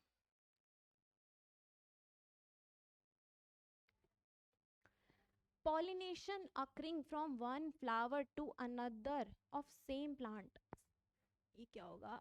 Same plant. देखो पॉलिनेशन बहुत तरीके से हो सकता है। अगर कोई प्लांट है, मान लो कोई प्लांट है, ठीक है, एक मिनट रुको, एक प्लांट ये है, इस पे फूल यहाँ पे लग रखा है, यहाँ पे लग रखा है। एक प्लांट ये है, इस पे ये फूल लग रखा है, और एक ये दूसरा प्लांट है और इस पे फूल लग रखा है। और एक प्लांट ये है, इसकी एक ही टहनी पे एक फूल, एक ही फूल है, चलो ठीक है। अब क्या होता है कि या तो रिप्रोडक्शन कैसे हो सकता है कि इस फ्लावर के पास मेल रिप्रोडक्टिव पार्ट है, इस फ्लावर के पास फीमेल रिप्रोडक्टिव पार्ट है, दोनों एक ही प्लांट पे है। यहाँ पे क्या है, इस प्लांट के पास मेल रिप्रोडक्टिव पार्ट है, इसके पास फीमेल रिप्रोडक्टिव पार्ट है। और ये ऐसा है, एक ही फ्लावर के पास दोनों है, मेल भी है और फीमेल रिप्रोडक्टिव पार्ट है। तीन केस हो सकते हैं, ठीक है। जब हमारा एक मेल है और एक फीमेल है और दोनों अलग अलग फ्लावर अलग अलग प्लांट पे लगे, तो हम उसको बोलते हैं क्रॉस पॉलिनेशन। क्या बोल देते हैं? क्रॉस पॉलिनेशन, ठीक है। नेक्स्ट है, अगर हमारा एक ही फ्लावर पे मेल रिप्रोडक्टिव पार्ट भी है, फीमेल रिप्रोडक्टिव पार्ट है, तो हम उसको बोलते हैं सेल्फ पॉलिनेशन। क्या बोलते हैं? Self pollination. और अगर हमारा एक ही प्लांट पे दो अलग अलग फ्लावर हैं, लेकिन इसके पास मेल रिप्रोडक्टिव पार्ट है, इसके पास फीमेल है, दोनों अलग अलग फ्लावर है, बस सेम ही प्लांट के हैं, ये भी आता है हमारा सेल्फ पॉलिनेशन में। किस में आता है? सेल्फ पॉलिनेशन में आता है ये भी, ठीक है। अच्छा, इनकी और नाम क्या है? इनको बोलते हैं ऑटोगैमी। ऑटोगैमी होता है सेल्फ पॉलिनेशन। सेल्फ पॉलिनेशन को क्या बोलते हैं? ऑटोगैमी। दूसरा है एलोगैमी। एलोगैमी होते हैं क्रॉस पॉलिनेशन। और तीसरा है सेल्फ पॉलिनेशन का एक दूसरा पार्ट, उसको हम बोलते हैं गिटोनोगैमी। प्रोनाउंसिएशन देख लेना भाई, ठीक है। गिटोनोगैमी उसको बोलते हैं। तो यही पूछा है, pollination occurring from one plant to another of same kind, उसको क्या बोलते हैं हम? गिटोनोगैमी। ये भी क्या है? एक सेल्फ पॉलिनेशन में ही आता है ये भी। अच्छा, एक और होता है। अच्छा, ये तो हो गया। उसके अलावा इतना क्वेश्चन तो आ सकता है इसमें से। इसके अलावा और क्या पूछ सकते हैं? घुमा फिरा के पूछेंगे, मेल रिप्रोडक्टिव पार्ट बताओ फ्लावर के कौन कौन है, और फीमेल रिप्रोडक्टिव पार्ट बोलेंगे फ्लावर के कौन कौन है। तो मेल रिप्रोडक्टिव पार्ट में कौन होता है हमारा? उसको बोलते हैं स्टेमेन। इसको हम कर देते हैं साफ। देखो, जो मेल रिप्रोडक्टिव पार्ट होता है उसको बोलते हैं हम स्टेमेन। देखो, नाम में ही मैन छुपा है। मैन यानी मेल, मेल यानी कि स्टेमेन, स्टेमेन ही मेल रिप्रोडक्टिव पार्ट होता है। दूसरा फीमेल रिप्रोडक्टिव पार्ट को क्या बोलते हैं हम? पिस्टल। क्या बोलते हैं? पिस्टल। और क्या बोलते हैं इसको? ही कार्पेल भी बोलते हैं। क्या बोलते हैं? कार्पेल। ये किससे बन के ये किस किस से बनता है? स्टिग्मा, स्टाइल और ओवरीज में तीन चीजें होती है। एक होती है स्टिग्मा, एक होती है ये ट्यूब जैसे स्ट्रक्चर, इसको बोलते हैं स्टाइल, और नीचे होगी हमारी कौन? ओवरी। स्टिग्मा, स्टाइल, ओवरी किसके पार्ट हैं? पिस्टल के पार्ट है। स्टिग्मा, स्टाइल और ओवरी किसके पार्ट है? पिस्टल के पार्ट है, फीमेल रिप्रोडक्टिव पार्ट। नेक्स्ट है मेल रिप्रोडक्टिव पार्ट है स्टेमेन। इसमें होती है दो चीजें, एक होता है एंथर और एक होता है फिलामेंट। क्या होता है, एक एंथर एक फिलामेंट। ठीक है, ये हमारे क्या है, हमारा स्टेमेन है, और ये क्या है, हमारा पिस्टल है।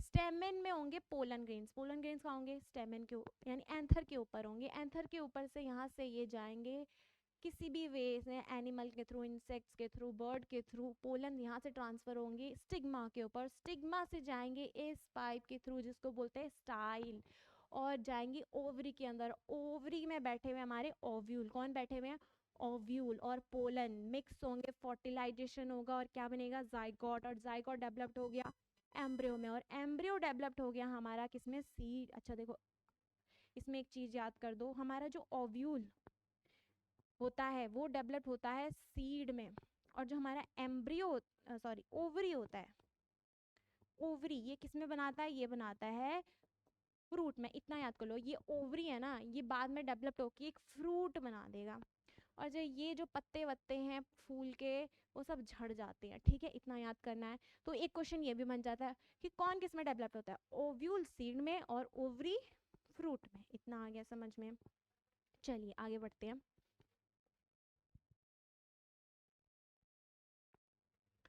The first menstrual flow at puberty termed as, पहली मेंस्ट्रुअल फ्लो को हम क्या बोलते हैं, मेनार्की बोलते हैं भाई। क्या बोलते हैं, मेनार्की बोलते हैं। First menstrual flow at the age of, जैसे प्यूबर्टी शुरू होती है तो जो पहला मेंस्ट्रुअल फ्लो होता है उसको क्या बोलते हैं, मेनार्की बोलते हैं। Basically at the age of 12 13 14 की एज में मेनार्की शुरू होती है। नेक्स्ट है मीनोपॉज। मीनोपॉज क्या होता है भाई, end of the menstrual flow, यानी कि मेंस्ट्रुअल फ्लो का चैप्टर क्या हो जाता है, इसमें एंड हो जाता है, तो इसको बोलते हैं हम मीनोपॉज। ये कब होता है, at the age of 50 to 55, किसी का 45 में भी हो जाता है। ठीक है, नेक्स्ट है मेंस्ट्रुअल। मेंस्ट्रुएशन क्या होता है, menstrual break down of the uterus lining. ठीक है, जब फर्टिलाइजेशन नहीं होता तो यूट्रस लाइनिंग क्या होती है, हर महीने ब्रेक डाउन हो जाती है, तो हमारा जो शेड कर लेती है हमारी यूट्रस लाइनिंग, और उसको हम क्या बोलते हैं, मेंस्ट्रुअल फ्लो बोलते हैं। ठीक है, तो इसका आंसर क्या होगा, first menstrual flow at puberty, क्या बोलेंगे उसको, मेनार्की बोलेंगे। ठीक है, चलिए आगे बढ़ते हैं। क्विक क्विक रिवीजन होगा यहाँ पे, टाइम वेस्ट नहीं करेंगे। विच of the following is a mismatched pair. अच्छा, ये ग्लैंड पढ़ाए थे अभी थोड़ी देर पहले, ग्लैंड बताया, इनकी लोकेशन पढ़ लेना, हाइपोथैलेमस, पिट्यूटरी, पीनल ग्लैंड, ये सब क्या है, ये सब ब्रेन में लोकेट हैं, ये सब किस में है, ब्रेन में लोकेट हैं। ठीक है, मास्टर ग्लैंड कौन सा है, मास्टर ग्लैंड आ जाता है, पिट्यूटरी को हम क्या बोलते हैं, मास्टर ग्लैंड, पिट्यूटरी को ही क्या बोलते हैं हम, मास्टर ग्लैंड बोलते हैं। फिर और थायराइड ग्लैंड नेक में, इस पिक्चर को दिमाग में छाप लो इसी सीरीज में। नेक्स्ट है थाइमस, कहाँ होता है, चेस्ट में होता है, थाइमस कहाँ होता है, चेस्ट में होता है। पैनक्रियास स्टमक के इधर, लिवर के पास। ठीक है, लिवर के पास क्या होगा हमारा, पैनक्रियास। फिर हो गए हमारे एड्रिनल ग्लैंड, किडनी के ऊपर, ये दिख रहे हैं किडनी के ऊपर लगे हुए, ये हो गए हमारे एड्रिनल ग्लैंड। और नेक्स्ट हमारे टेस्टीज, मेल में टेस्टीज और फीमेल में ओवरीज, इनकी लोकेशन याद कर लो। पूछा है ओवरीज, ओवरीज क्या सिक्रेट करेंगे भाई, थोड़ी देर पहले ही बताया है, एस्ट्रोजन। ठीक है, नेक्स्ट पैनक्रियाज क्या सिक्रेट करेंगे, चलो पैनक्रियाज अभी रुको। टेस्टिस क्या सिक्रेट करेंगे, टेस्टोस्टेरोन सिक्रेट करेंगे। ठीक है, जो मेल रिप्रोडक्टिव पार्ट का जो पूरा डेवलपमेंट प्रोसेस होता है वो टेस्टोस्टेरोन ही करता है। एड्रिनल ग्लैंड क्या सिक्रेट करेंगे, कॉर्टिकोस्टेरॉइड, कॉर्टिकोस्टेरॉइड बिल्कुल कॉर्टिकोस्टेरॉइड ही करते हैं, ये काम करता है इन्फ्लेमेशन को कम करने में। बॉडी में अगर इन्फ्लेमेशन हो रहा है यानी कि स्वेलिंग हो रही है, उसको कौन कंट्रोल करेगा, कॉर्टिकोस्टेरॉइड करेगा। टेस्टोस्टेरोन क्या करे, टेस्टोस्टेरोन क्या करेंगे, मेल रिप्रोडक्टिव डेवलपमेंट कौन करेंगे, टेस्टोस्टेरोन। एस्ट्रोजन क्या करेंगे, फीमेल रिप्रोडक्टिव डेवलपमेंट। और हमारा पैनक्रियाज, देखो पैनक्रियाज जो होते हैं ना वो इंसुलिन सिक्रेट करते हैं, ग्लूकागॉन सिक्रेट करते हैं। ठीक है, जो हमारे ब्लड शुगर लेवल को कंट्रोल करता है। तो ये तो इसका आंसर होगा नहीं, कैल्सीटोनिन क्या होगा, कैल्सीटोनिन होगा, जो कौन सिक्रेट करता है, थायराइड ग्लैंड सिक्रेट करता है कैल्सीटोनिन। ब्लड में कैल्शियम का लेवल कंट्रोल करने में मदद करता है हमारा कैल्सीटोनिन, और उसको सिक्रेट कौन करता है, थायराइड ग्लैंड करता है। तो इसका आंसर क्या होने वाला है, पैनक्रियाज। तो टिप्स पे सबकी लोकेशन और सबका क्या काम है, इसको याद करना है। Okay, now consider the following statement, endocrine gland release. अच्छा, हमारे ग्लैंड दो टाइप के होते हैं। अब ग्लैंड पे इतने क्वेश्चन आ गए हैं, एक और क्वेश्चन आ गया है। देखो, हमारे ग्लैंड होते हैं दो तरीके के। बेसिकली ग्लैंड हमारे हार्मोन सिक्रेट कर सकते हैं और या तो एंजाइम सिक्रेट करेंगे। ठीक है, अब ग्लैंड, एक और ग्लैंड होता है, चलो तीन पढ़ लो। एक होता है एंडोक्रीन ग्लैंड, एक होता है एक्सोक्रीन ग्लैंड, एक होता है heterocrine gland.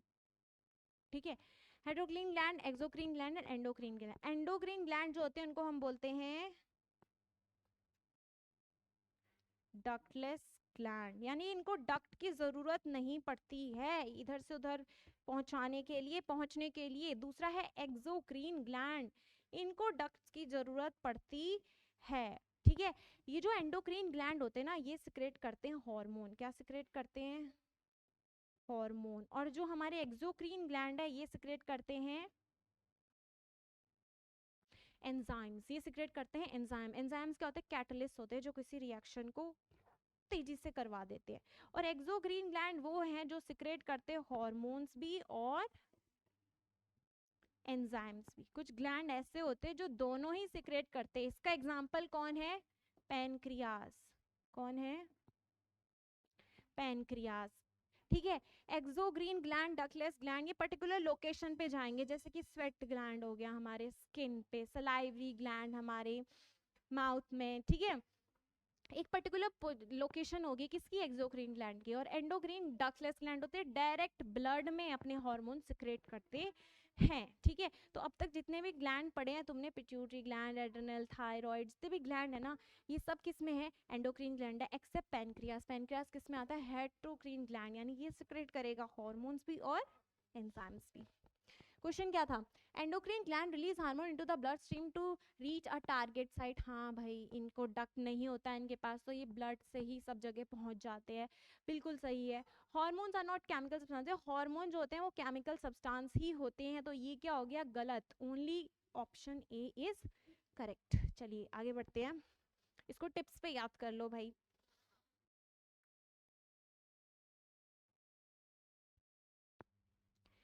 Mullerian parasite is carried by Mullerian. देखो, जो मलेरिया होता है ना, इसको कैरी करता है फीमेल एनोफिलिस, इसको याद कर लो। एक मस्कीटो होता है जो रिस्पॉन्सिबल होता है, ये जो मतलब एज अ कैरियर बनता है वो। ठीक है, किसका? मलेरियन पैरासाइट का। दूसरा है एंडीज मॉस्किटो। एंडीज मॉस्किटो जो होते हैं इसकी वजह से होता है डेंगी। डेंगी किसकी वजह से होता है? Andes mosquito. एक है क्यूलिक्स मॉस्किटो। क्यूलिक्स मॉस्किटो जो होता है ना, ये एलिफेंटाइटिस एक बीमारी होती है जिसमें स्वेलिंग हो जाती है लिम्स की। तो वो कौन, इसका कैरियर कौन है? Culex mosquito. इसको फिलारिसिस भी बोलते हैं, इसको याद कर लो। इसका आंसर क्या होगा? Female Anopheles mosquito. ये नहीं, इसमें ये दे रखा है, ये भी पूछा जा सकता है डेंगी का कौन है कैरियर। ठीक है, या फिर फिलारिस एलिफेंटाइटिस का कौन है कैरियर? तो क्यूलेक्स मस्कीटो, इनको याद करना है। चलिए नेक्स्ट। दो species of plant which are found in a particular area. जो किसी पर्टिकुलर एरिया पे फाउंड होते हैं उसको हम बोलते हैं कौन सी स्पीसीज भाई? एंडेमिक स्पीसीज बोलते हैं, जो किसी पर्टिकुलर एरिया में पाए जाते हैं। जैसे कि इसके एग्जांपल है साल ट्री, वाइल्ड मैंगो। ठीक है, ये तो हो गए फ्लोरा के एग्जांपल। ऐसी फोना के एग्जांपल कौन में?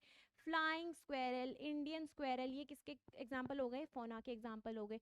तो एंडेमिक स्पीसीज जो किसी पर्टिकुलर रीजन में पाए जाते हैं। ठीक है, ये कहाँ पाए जाते हैं? ये मध्य प्रदेश के पंचमढ़ी बायोस्फीयर रिजर्व में पाए जाते हैं, तो इनको याद कर लो।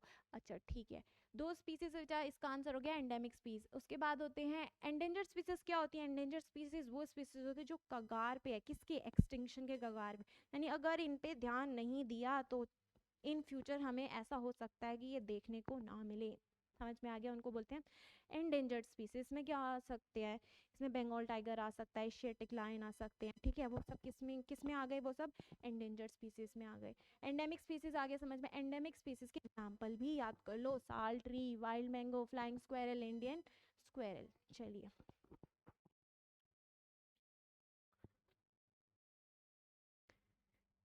The places meant for conservation of biodiversity in their natural habitat, हम उनके जहाँ वो फोना और फ्लोरा जिसको हम जहाँ वो रह रहे हैं वहीं उनको कंजर्व, वहीं पे उनको उनके नेचुरल हैबिटेट में रखना। ये कैसे, उन प्लेसेस को हम क्या बोलते हैं, उन प्लेसेस को बोलते हैं हम सेंचुरी, और क्या बोलते हैं,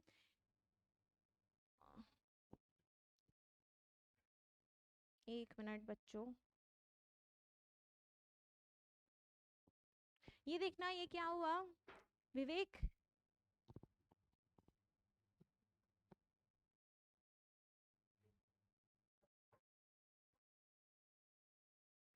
ओके, तो जो प्लेसेस जिनको हम उनके नेचुरल हैबिटेट में ही कंजर्व करते हैं, प्रिजर्व करते हैं, उनको हम बोलते हैं क्या, सेंचुरी और नेशनल पार्क। ठीक है, इसमें भी थोड़ा सा डिफरेंस होता है, बताऊंगी अभी। और जो किसी उनके नेचुरल हैबिटेट से उन फ्लोरा और फौना को निकाल के हम किसी एनक्लोज एरिया में आइसोलेट करके रखते हैं, किस पर्पस से रख सकते हैं, एजुकेशन पर्पस से रख सकते हैं, रिसर्च पर्पस से रख सकते हैं, वो किसका पार्ट होता है, उसको बोलते हैं जूलॉजिकल गार्डन और बोटेनिकल पार्क। बोटेनिकल पार्क में फोना को रखेंगे और जूलॉजिकल पार्क में, ओके, बोटेनिकल गार्डन फ्लोरा को रखेंगे और जूलॉजिकल पार्क में हम फोना को रखेंगे। ठीक है, लेकिन सेंचुरी और नेशनल पार्क में क्या डिफरेंस है, जो सेंचुरी होते हैं और नेशनल पार्क में, देखो नेशनल पार्क में रिस्ट्रिक्शन काफी ज्यादा होती है। ठीक है, कंपेयर टू यहाँ, यहाँ रिस्ट्रिक्शन थोड़ी क्या होती है, कम होती है। कैसे रिस्ट्रिक्शन, ग्रेजिंग हो गया, कलेक्टिंग ऑफ वुड्स, जंगल में कलेक्ट करते हो ना वुड्स एंड ऑल, तो ये सब अलाउड है सेंचुरी में, पर ये नेशनल पार्क में अलाउड नहीं है। ठीक है, दूसरा सेंचुरी जो होती है वो प्राइवेटली भी ओन हो सकती है और गवर्नमेंट भी इसको ओन कर सकती है, यानी कि इसको प्राइवेट कंपनीज भी ओन कर सकती है और गवर्नमेंट भी ओन कर सकती है, जबकि नेशनल पार्क को सिर्फ गवर्नमेंट ओन करती है। ठीक है, ये याद रखना। कुछ कुछ नेशनल पार्क की लोकेशन पूछ, जैसे डाचिंगम जम्मू कश्मीर में हो गया, कॉर्बेट नेशनल पार्क सबको पता है उत्तराखंड में हो गया। ठीक है, इनको याद कर लेना। गिर नेशनल पार्क गुजरात में हो गया। ठीक है, यहाँ पे पूछा क्या था, हाँ, तो इसका आंसर क्या होगा हमारा, सेंचुरी और नेशनल पार्क 2 और 4, कौन सा आंसर होगा, सी। चलिए आगे बढ़ते हैं। Identify the places of a book, अच्छा, identify the name of the book carrying information about endangered species from the following.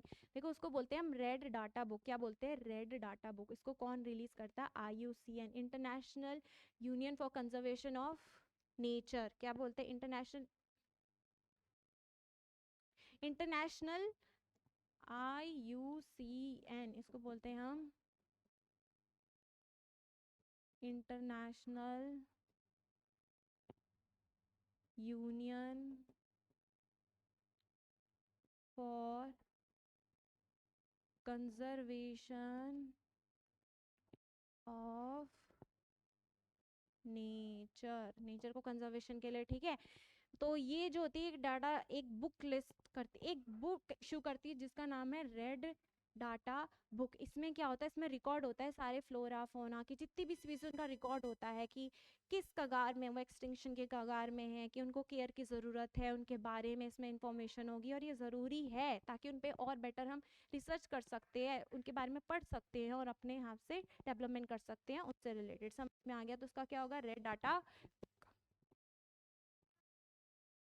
Next last question यहाँ पे है, क्वेश्चन है रीजनरेशन इज ऑब्जर्व्ड इन, हमें पता है ए सेक्सुअल रिप्रोडक्शन, पता है ए सेक्सुअल रिप्रोडक्शन।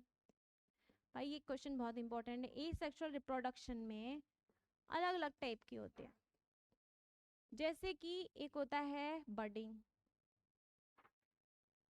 एक होता है बाइनरी फिजन, एक होता है फ्रेगमेंटेशन, ठीक है, एक होता है स्पोर फॉर्मेशन। ये टिप्स पे सारे याद कर देने हैं। ठीक है, बडिंग किस में होता है, ईस्ट में होता है। बाइनरी फ्यूजन किस में होता है, अमीबा में होता है। फ्रेगमेंटेशन किस में होता है, स्पाइरोगाइरा में होता है। और स्पोर फॉर्मेशन किस में होता है? ब्रेड मोल्ड, ठीक है। रीजनरेशन किस में होता है? प्लेनेरिया में होता है, क्योंकि स्पाइरोगारा किस में हो गया? स्पाइरोगारा हो गया फ्रेगमेंटेशन। फ्रेगमेंटेशन में हमने इसके अगर पीस पीस में ये कर दिया, हर एक पीस एक नया इंडिविजुअल बन के आएगा, उसको क्या बोलते हैं हम? फ्रेगमेंटेशन बोलते हैं। बडिंग में क्या होता है? एक बल्ज बन के आएगा, एक बल्ज जैसा स्ट्रक्चर, फिर ये डिवाइड होंगे और ये अपने आप में एक नए इंडिविजुअल बन के आएंगे, जो इस ईस्ट में देखने को मिलता है। अमीबा में क्या होता है? बाइनरी फिजन है, दो पेरेंट से दो डॉटर सेल अलग होंगे, फिर वहां से नए सेल बनेंगे, नए इंडिविजुअल बनेंगे, ठीक है। नेक्स्ट है रीजनरेशन में क्या होता है? रीजनरेशन तुमने छिपकली में भी देखा होगा, कुछ हद तक होता है कि उसकी पूंछ अगर कट जाती है दोबारा से ग्रो हो जाती है, यानी कोई बॉडी पार्ट अगर कट जाता है एक्सीडेंटली तो वो दोबारा से रीजनरेट हो जाता है, दोबारा से बन जाता है, उसको हम क्या बोलते हैं? रीजनरेशन बोलते हैं, जो प्लेनेरिया में भी देखने को मिलता है। और नेक्स्ट है स्पोर फॉर्मेशन, जिसमें क्या होता है? ये स्पोरेंजिया होता है, ऊपर से ये बर्स्ट होता है और इसके सीड सब इधर उधर बिखर जाते हैं और नए इंडिविजुअल फिर इन्हीं से पैदा होते हैं। ये नेचुरली होता है। तो वो किस में आ गया? Spore formation. ब्रेड में देखा है ना, ब्रेड जब खराब हो जाती है तो उसमें क्या होता है? बेसिकली स्पोर फॉर्मेशन ही वो प्रोसेस है जिसकी वजह से वो सब जगह फैल जाता है, ब्रेड मोल्ड, ठीक है। ओके, तो यहाँ पे सारे 50 क्वेश्चन हो चुके हैं कंप्लीट। आई होप आपको समझ आया होगा, तैयारी कर रहे होंगे हम आप लोग, ठीक है। एग्ज़ाम आपका ही है। चलिए, तो इसको आज इस वीडियो को यहीं पे हम एंड करते हैं। और अगर इसको आपको डेप्थ में पढ़ना है तो हमारा चैनल है जो आपको प्ले स्टोर में मिल जाएगा, टीम एडोटेक से, ठीक है। तो आप बिल्कुल डाउनलोड कीजिए, वहाँ पे आपको बहुत सारी सीरीज़ मिल जाएंगी, exams related test, mock test सब मिलेगा। इसी के साथ जय हिंद, जय भारत, बाय बाय।